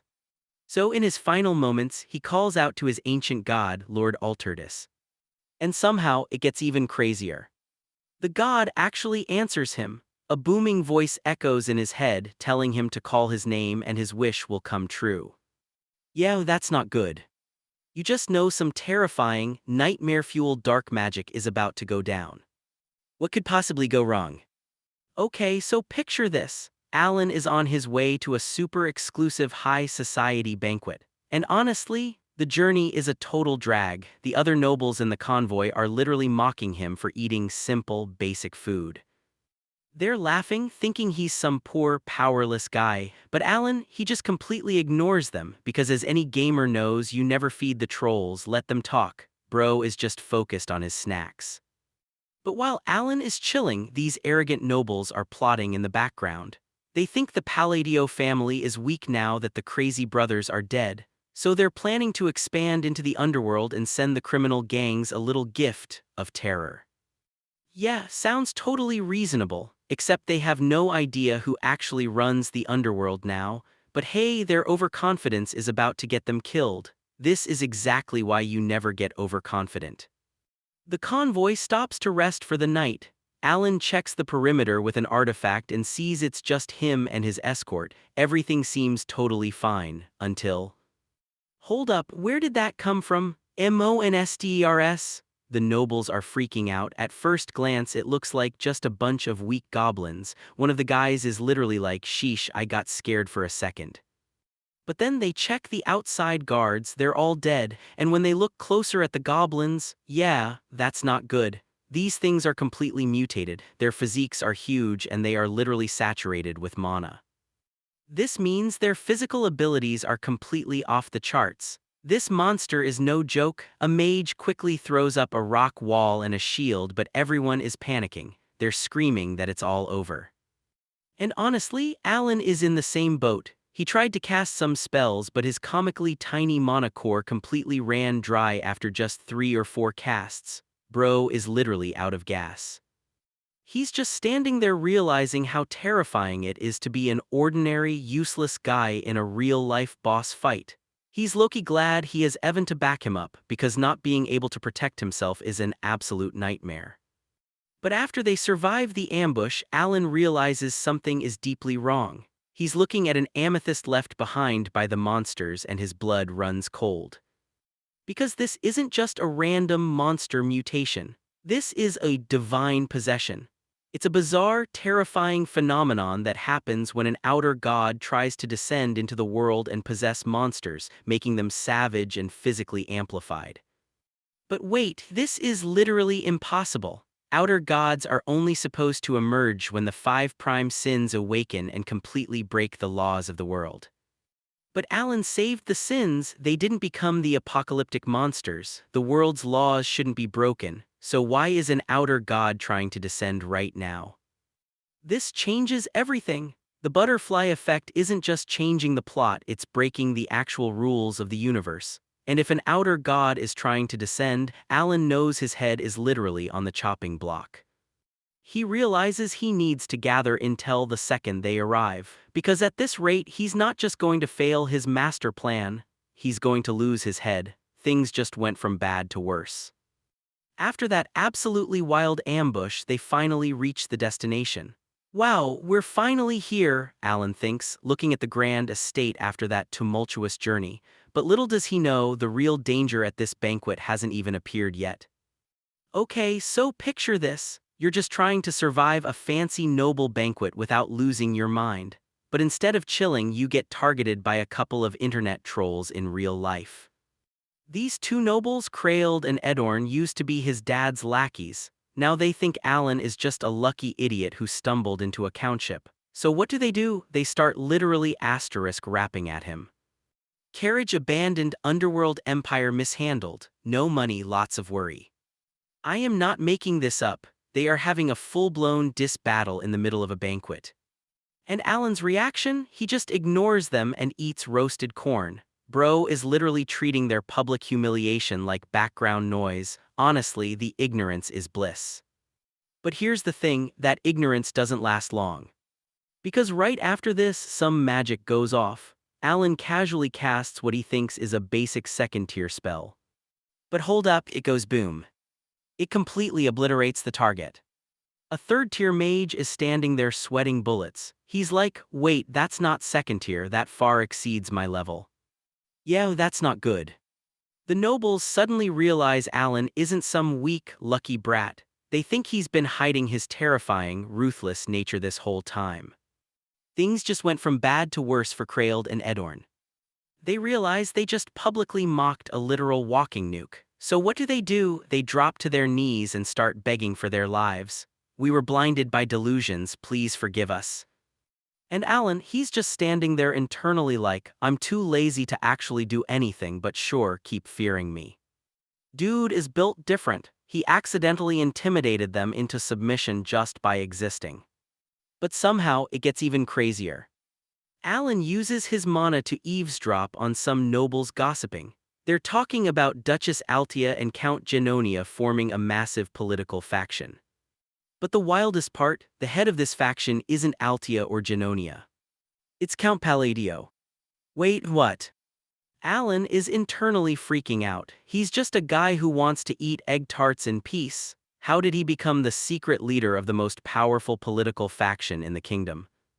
Before he can even process that, this guy walks up. Carmine Comelin, a total narcissist from a neighboring kingdom who thinks he's God's gift to women. Carmine tries to act tough, openly mocking Alan to impress his crush. And Alan just hits him with, I didn't know Twizzlers could speak. No way. Carmine is shocked. He thought Alan was a punching bag, but the actual heavyweights of the kingdom, the pillars of Asteria, step in and defend Alan. They're basically telling him, you don't mess with the Count. Carmine realizes he just messed with the wrong guy and starts sweating. And this is where things get crazy.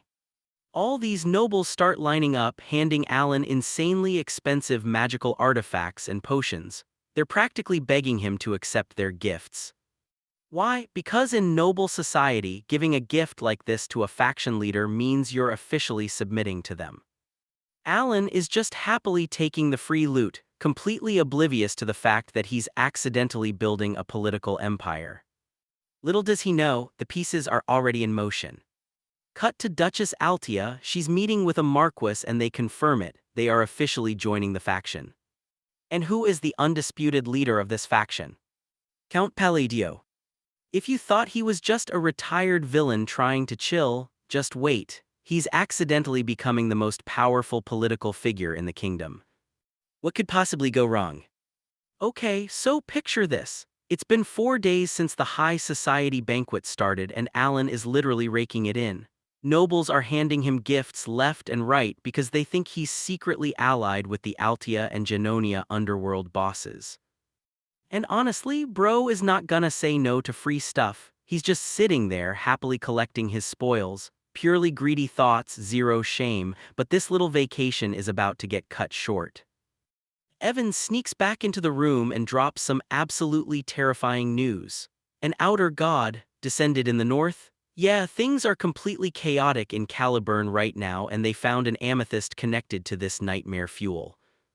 Alan realizes he needs to get to a specific village in northern Ashtalon immediately, so he tells Evan to prep the carriage. They're heading straight into the danger zone, because when an outer deity is involved, you don't just sit around and wait. And here, why this is so bad. Outer deities are basically the same level of calamitous as the 5 prime sins. If one fully awakens, the world gets tainted, the union of kingdoms collapses into senseless war, and Alan's head is literally on the chopping block. But wait, Alan actually has a counterplan. He remembers that after descending, the outer deity goes through a chrysalis phase before it becomes a human god. During that phase, its powers are heavily nerfed. It's a massive gamble, but it's the only shot he's got to survive this. Fast forward a week. Caliburn postpones their northern expedition and Alan's crew rolls into Patron village. And who do they spot standing right there in the middle of nowhere? Hold up, is that the main character? Elavan, the actual protagonist of Psychedelia. Alan is staring at him thinking, man, he's way prettier than the game illustrations. But hey, no matter how much the world changes, the main character is still the star of the show. So what does Alan do? He walks right up to the kid, hands him a massive bag of gold and a bunch of early game items and just drops this absolute banger of a speech. It's an investment, you're gonna become big one day, so hurry up and get strong and kill the outer gods for me. Bro is literally funding the protagonist to do his dirty work. This is absolutely wild. Elavan is completely stunned, stammering his thanks. Alan just hits him with, remember the name of your patron, Count Palladio, and then he just turns around and walks away. No awkward small talk, just pure transactional business. Evan is totally confused. Is it really fine to just leave without talking to the kid properly? But Alan is like, my life is on the line, bro. I don't have time to grind friendship points. Money solves all problems. Evan points out that the kid was actually shrouded in some seriously powerful mana and was wearing a hidden artifact. Alan realizes the butterfly effect is even messing with the main character's starting stats. The plot is diverging hard, man. But honestly, he doesn't care. As long as Elavan gets stronger, Alan's blissful future is secure. Plus, Elavan has a genuinely good heart in this wretched dark fantasy world, so there's zero risk of him turning evil. But then, Alan suddenly gets a little nervous. He asks Evan if Deus is actually going to meet him, because even after all this time, bro is still too terrified to visit his own orphanage. He literally saved the sin of sloth, but he's scared to say hi. Evan awkwardly confirms that yes, Deus will probably be there, and Alan is just standing there looking at all the random goods he just bought, muttering to himself. Why did you buy all these random goods? Evan asks. And Alan just hits him with the most relatable transmigration excuse ever. It's just an offering to make sure I live long. Bro is out here bribing the main character, funding a cult of apocalyptic monsters and buying tribute for his own terrifying protages, all just to survive. This guy has no idea what's coming, but he's definitely locked in. Little does he know, the real danger hasn't even appeared yet. Okay, so picture this. You just survived a grueling month-long road trip, taking crazy detours just to prepare for a literal fight against an outer deity. You're exhausted, you're cranky, and all you want to do is see your kid and drop off some gifts. Easy, right? Yeah, not even close. Because the second our boy Alan rolls up to the northern gate of Cartham, the capital city of Caliburn, the guards start giving them attitude. Park on the side, they say. Alan is internally like, hold up, what's the problem? We just want to enter the city. But here's the thing, the real problem isn't the guards. Enter Burra.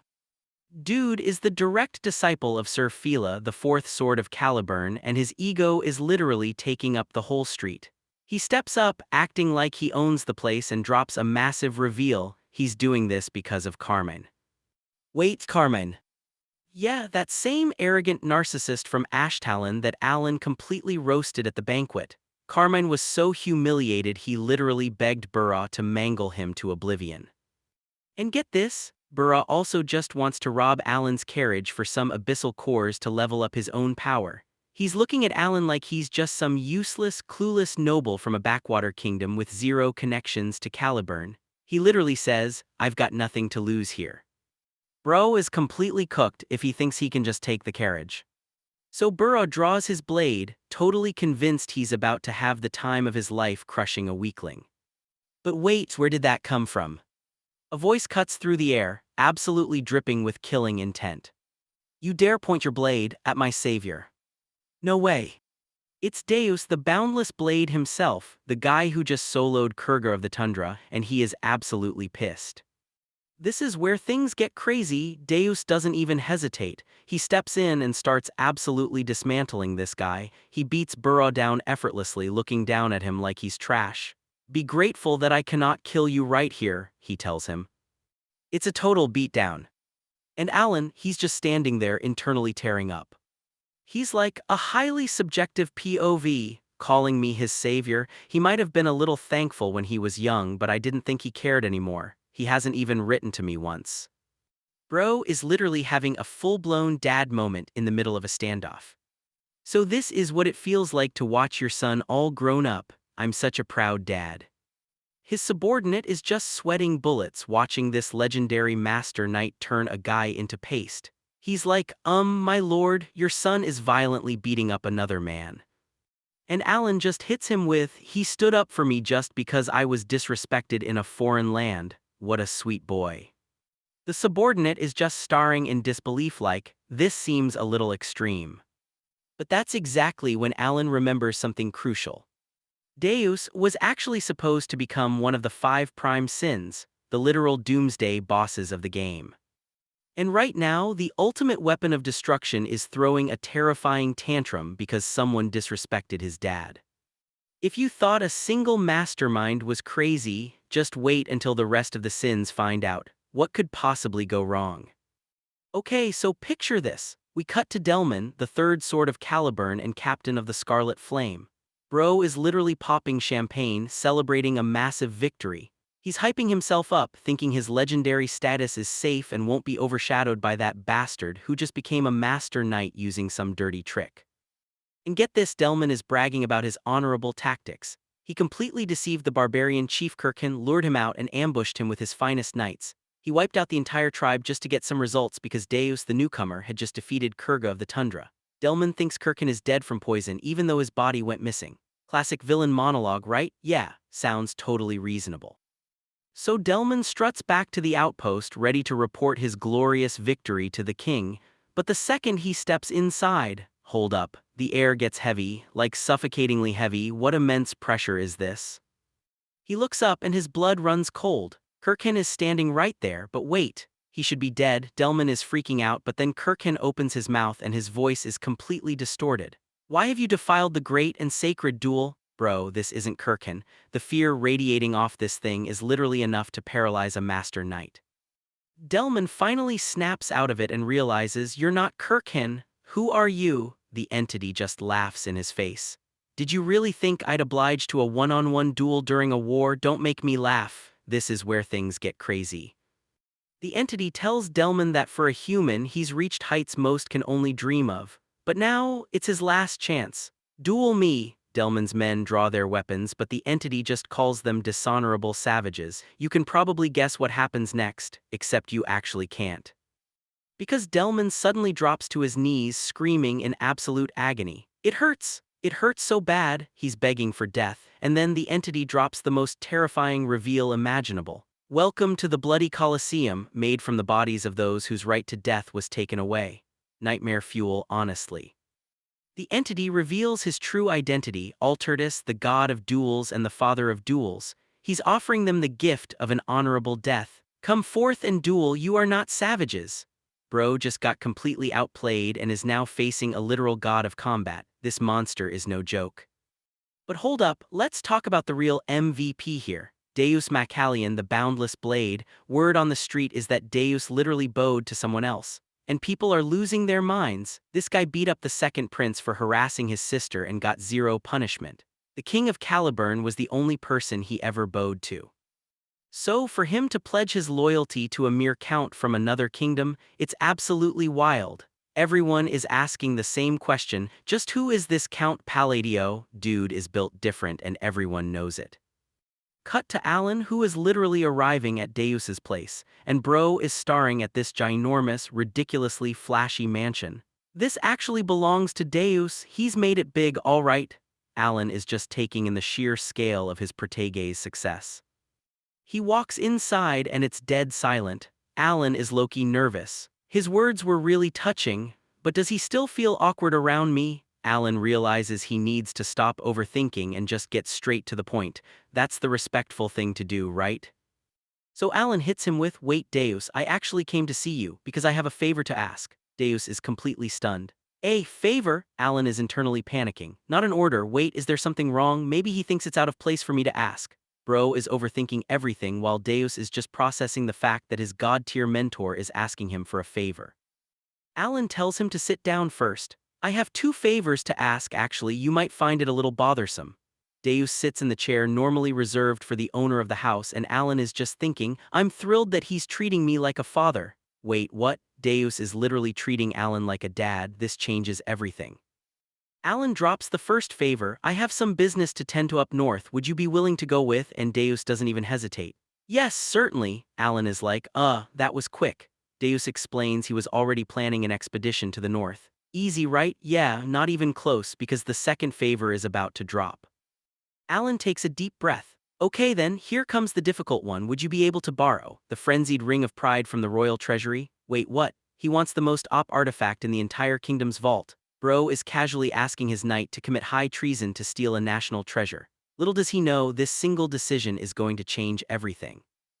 "Okay, so picture this. You are the most badass master knight in the kingdom. You have an entire army waiting for your command to fight a literal apocalypse, but you just postponed the whole war by 2 weeks. Why? Because your savior is coming to visit."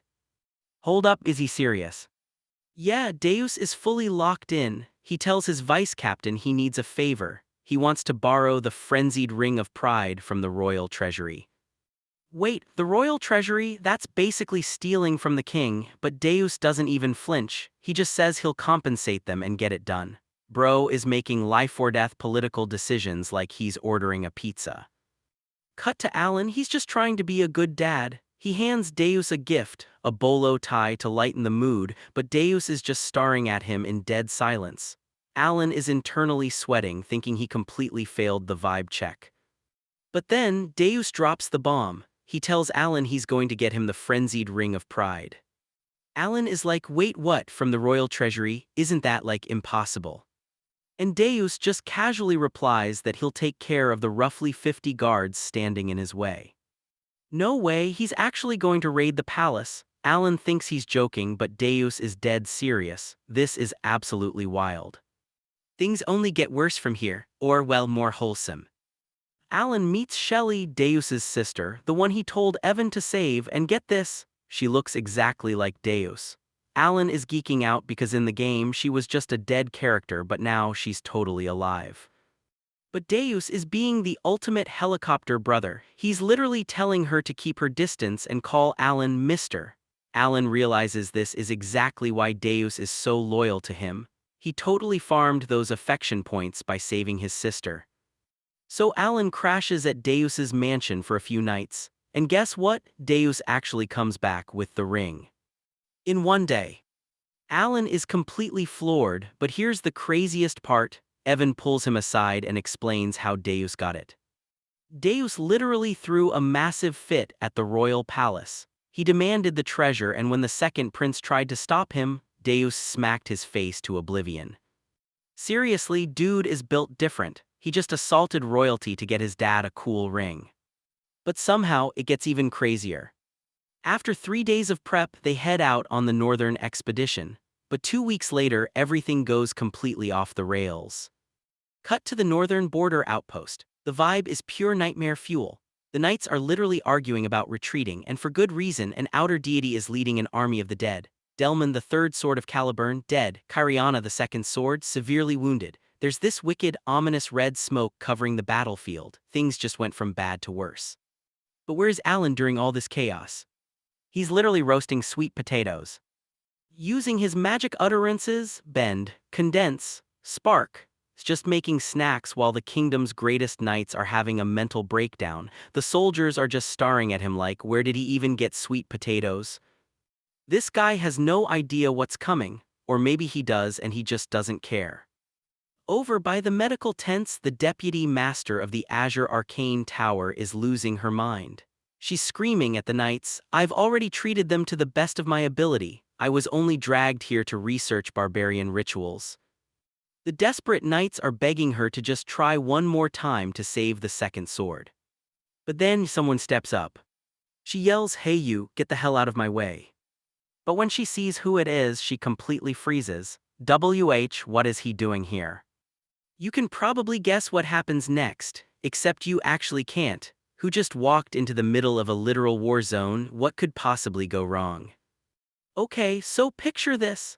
Alan needs some top-tier potions, so he visits Phonia, the deputy tower master of the Azure Arcane Tower. But she's acting super weird, making up excuses about how brewing them is a painstakingly long process and she's just way too busy. Alan just hits her with a disappointed sigh and bro, she completely folds. She instantly panics, screaming that it's absolutely doable and offering hundreds of gold worth of premium potions for literally just 1 gold coin. She is practically begging him to take them just to keep his secret safe. The other mages in the tower are watching this and completely losing their minds. She's just giving away a fortune, she has completely lost it. But Phonia doesn't even care. To her, Alan isn't just some count, he's an entity deserving of absolute reverence after what he pulled in the time rift. But hold up, before Alan can even process his massive discount, the air suddenly shifts. Did you just sense that energy? The second that warning drops, you just know something is about to go horribly wrong. They're being attacked, but these aren't just random monsters. These are savages radiating overwhelming might, screaming about dishonored souls paying for their sins, and they are absolutely wrecking everyone in their path. Captain Fila, a legendary knight, tries to step in with her ultimate technique, but it's completely ineffective. She gets swatted away like a fly. This monster is no joke. And then, the real nightmare steps out of the shadows, Altertus, the god of duels. He looks at Alan and drops the most chilling welcome imaginable, "Welcome, noble man, to the bloody Colosseum where nobody shall interfere." Alan is sweating bullets. The pressure coming off this guy is suffocating. He realizes Altertus isn't just a regular outer deity, he's already nearing the state of a human god. If he fully awakens, his powers will rival the 5 prime sins. Bro is literally facing an apocalypse in a 1v1. But here's the crazy part. Altertus doesn't just attack blindly, he initiates the Great Duel of Babylonia from the Forgotten Era, and get this, it's a literal turn-based fight.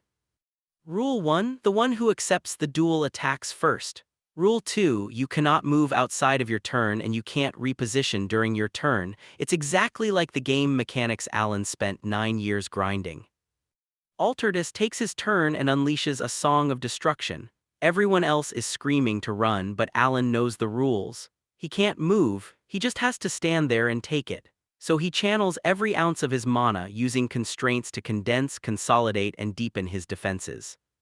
The attack hits with the force of a nuke, the dust clears and Altertus is shocked. He's still standing. Bro survived, but it wasn't just his magic. Alan reveals he chugged the potion of Transcendence and Remithian's potion to completely block out the extreme pain.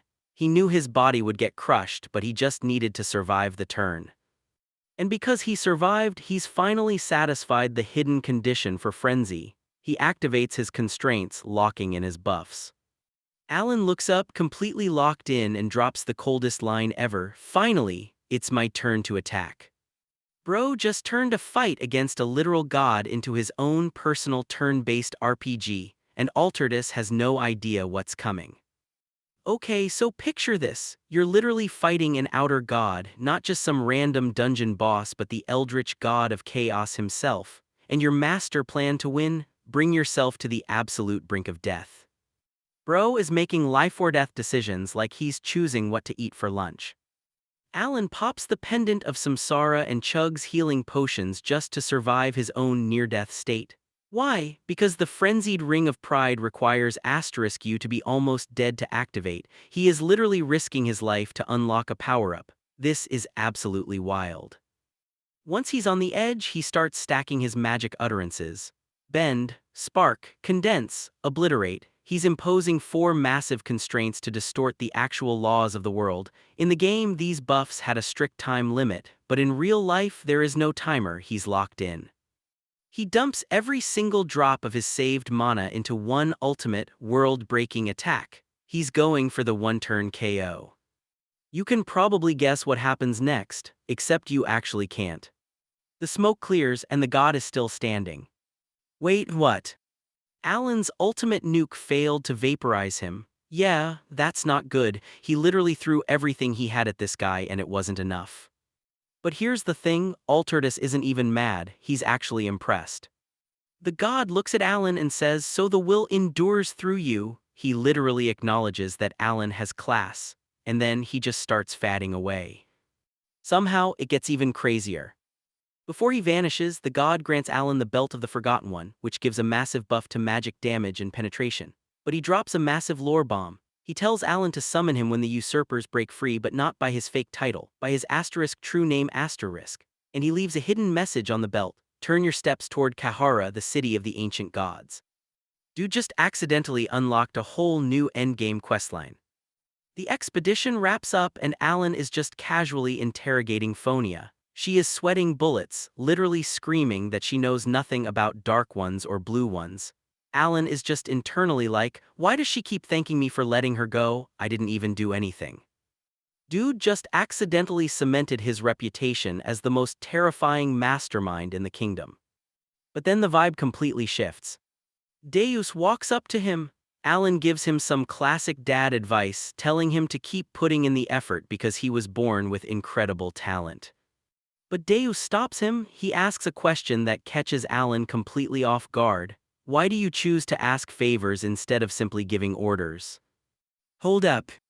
Deus thought there was some grand, sinister master plan behind Alan's support. He thought his family was just a means to an end. Alan is internally freaking out. He's like, wait, I just poured all my money into them out of pure goodwill so they wouldn't turn into doomsday monsters. He realizes they thought he had an ulterior motive this whole time.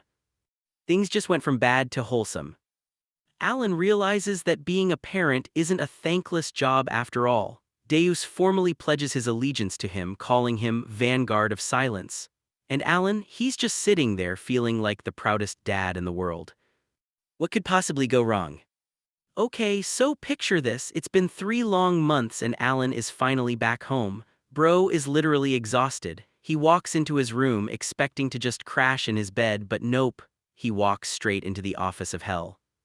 His staff is waiting for him with a mountain of paperwork. Old habits of a corporate drone die hard, man. He just sighs, sits down, and starts grinding through the documents. But honestly, after finishing all that, he rewards himself with a whole week-long vacation. He's eating premium steak, drinking fancy wine, and living the dream. Peace and prosperity, right? But wait. Even on vacation, he's feeling that classic corporate drone anxiety. He can't just relax. So what does he do? He starts researching the creepy stuff Altertus told him. He's looking into phrases like Bearer of the Will and Eldritch God of Chaos. And hold up. He realizes Altertus wasn't even his real name. Plus, the way that guy just faded away into nothingness, that is absolute nightmare fuel. Alan starts freaking out. If one outer god managed to descend, that means others could be coming too. This is bad, really bad. He wants to rush to this place called Kahara to get answers, but here's the catch. Kahara is a secret dungeon in the desert nation of Koloni. In the game, it wasn't discovered until 3 years after the main story started. If he goes there now, he's just gonna stir up a massive hornet's nest. But then Evan walks in and drops a bombshell. Evan literally tells him that a hidden city has just been discovered in Koloni. Wait, what? The butterfly effect is rewriting the map in real time. Alan's magic is working great, but the world is spiraling completely out of his control. But let's talk about the real MVPs here. Cut to the Blue Moon Council. They're having their semi-annual meeting via communication orbs. Usually these things take 10 minutes, but today is different. The crew is hyped because they heard the Great Moon visited Caliburn. They're begging Deus to tell them what happened, and normally Deus doesn't say a single word, but today, Bro is locked in. He starts storytelling. Deus describes how, as everyone was shaking in fear, the Great Moon just stood up and demanded a duel against the enemy all by himself. The council members are losing their minds. They're convinced Alan had literal foresight and knew exactly what was coming. Deus keeps going, hyping up how the Great Moon dodged a lethal attack and started casting his own crazy spells. He's been talking for 2 solid hours. Ushia literally has to step in and shut him down because he's not stopping. Somehow, this meeting sets a new record at 3 whole hours, and because of this epic tale, Alan's reputation just skyrocketed. Nobles are sending him insane gifts just for knowing a master knight. We're talking artifacts that could buy an entire mansion. Alan is just sitting there, happily dumping all this free loot into his emergency fund. If it's free, it's for me, classic corporate drone logic, but the gifts keep coming for a whole month. It gets so crazy he actually has to start sending them back. Fast forward to early summer and the gift flood finally slows down, but Alan's got bigger things to worry about. He's late to his very first Grand Council assembly in the capital. He's speed-walking through the halls, sweating because he doesn't want everyone staring at him. But hold up, why are all these nobles suddenly following him? Did he just accidentally start a cult? He finally gets to the assembly hall and tries to sneak into the very back row just like he's sitting in the back of a math class. But the other nobles literally peer pressure him into sitting right at the front. Yeah, that's not good. He's stuck face to face with the heads of the major factions. He's just praying the meeting ends quickly. But then the announcer drops a massive twist. A brand new faction, the Sword Faction, has just been granted voting rights. And the representative of this new faction, Count Palladio, wait, what faction? Alan is completely clueless. He looks over and sees Kalia and Loria sitting right next to each other. Hold up, the Rogues of the North and the Rogues of the West just merged their underworld alliance into a literal political faction, and they named it the Sword Faction because of Deus. The announcer asks the head of this new shadowy evil mastermind faction to say a few words. Alan is just sitting there completely frozen. Bro didn't even know he was the leader. This changes everything and he has absolutely no idea what to say. Okay, so picture this. You're just a guy trying to survive a fancy noble banquet without losing your mind. But instead of chilling, you get crowned the head of a massive political faction overnight. No way. Alan is literally standing there internally screaming, thinking he's been dropped straight into a web novel. He has absolutely no idea how this happened. He's looking around like, do I have a split personality or something? Is the other me doing things I don't know about? But here's the thing, the 2 most dangerous women in the kingdom, Duchess Altia and Lady Kalia Genonia, walk right up to him. They're literally thanking him for saving them and forming this massive alliance based on his secret instructions. Alan is internally freaking out. Wait, what instructions?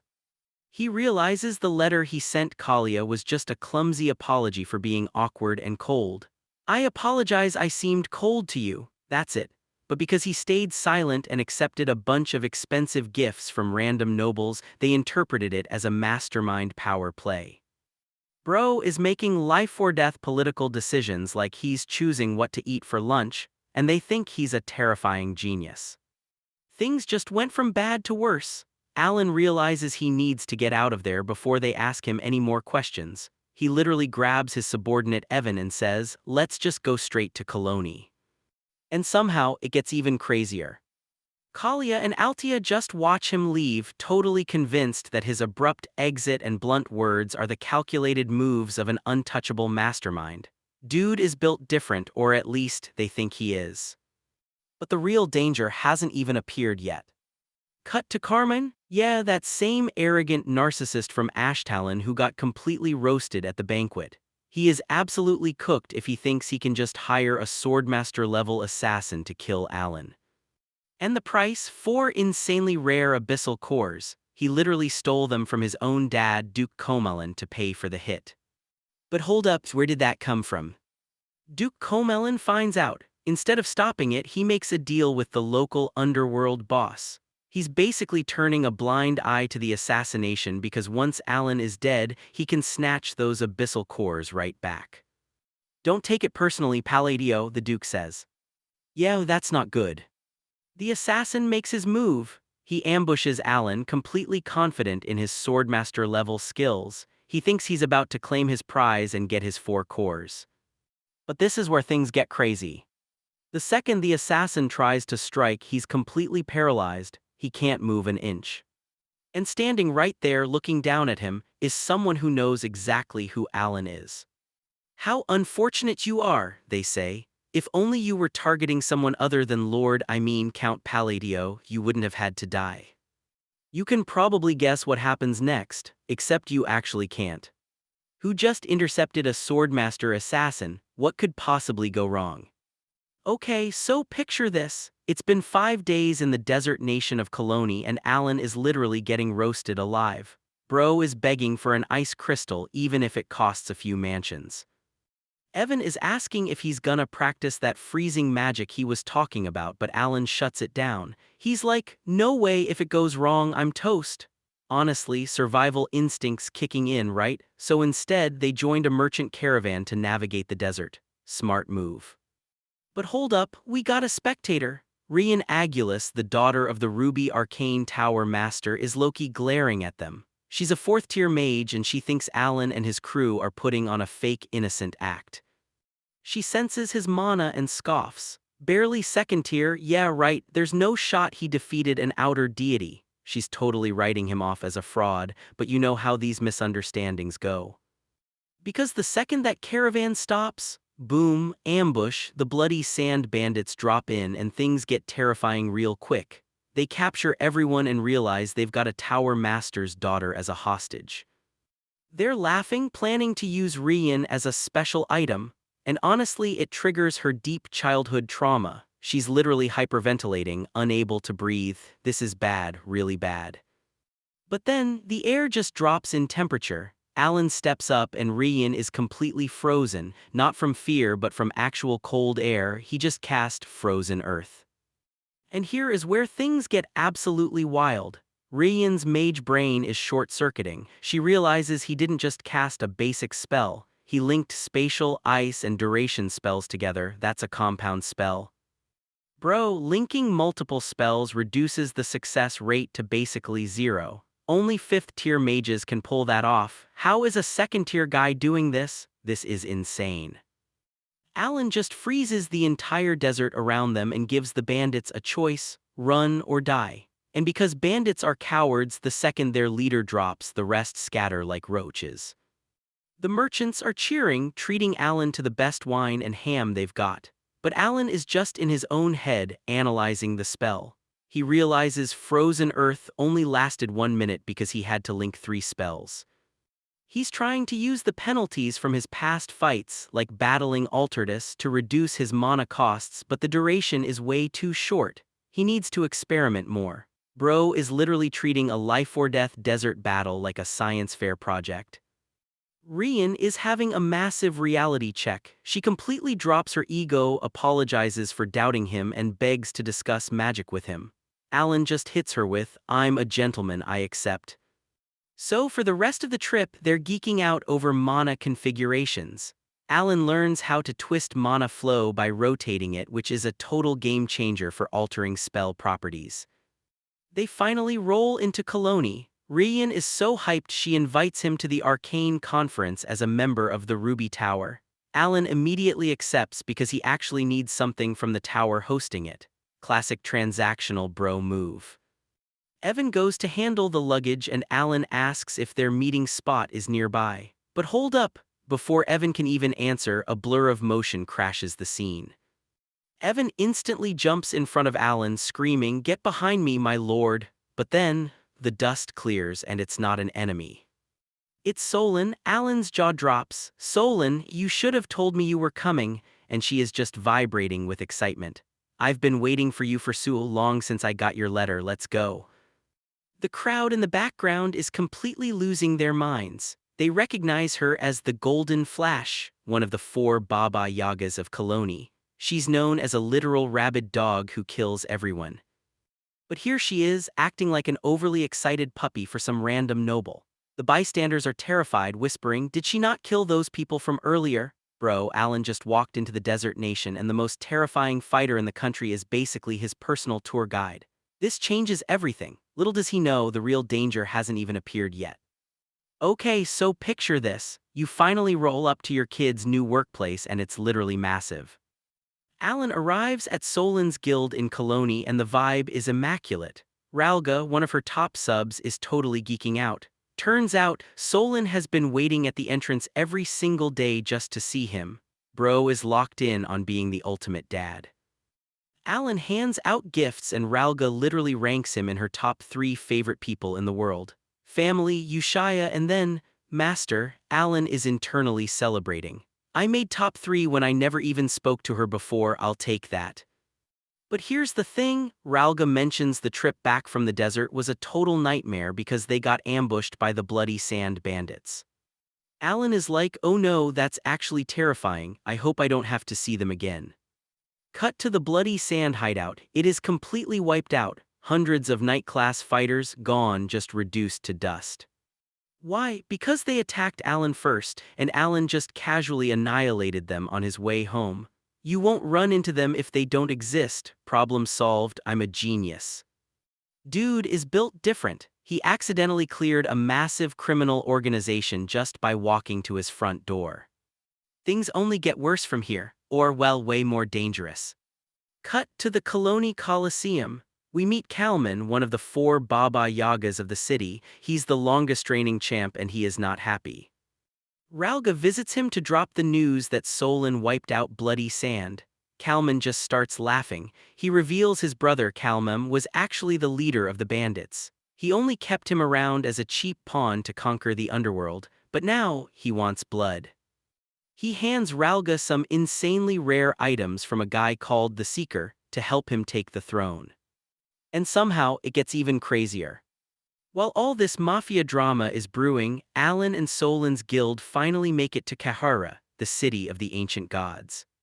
Alan steps into the ruins and out of nowhere a literal voice echoes in his head. "If you can hear my voice, come to the tower." Hold up, where did that come from? But before we even find out what that voice is, cut back to Solon. She's outside the Colosseum and Kalman springs a massive, deadly ambush. He's screaming about revenge for his brother, completely unhinged. Solon is freaking out, yelling about her family being in danger. Kalman just laughs in her face and says, "How predictable." Solon is absolutely pissed. "What's predictable?" And then Kalman drops the most insane line. "I told you, didn't I? You're just so predictable, boss." Wait, boss, who the hell is he talking to? Is there a traitor in the guild? You can probably guess what happens next, except you actually can't. What could possibly go wrong?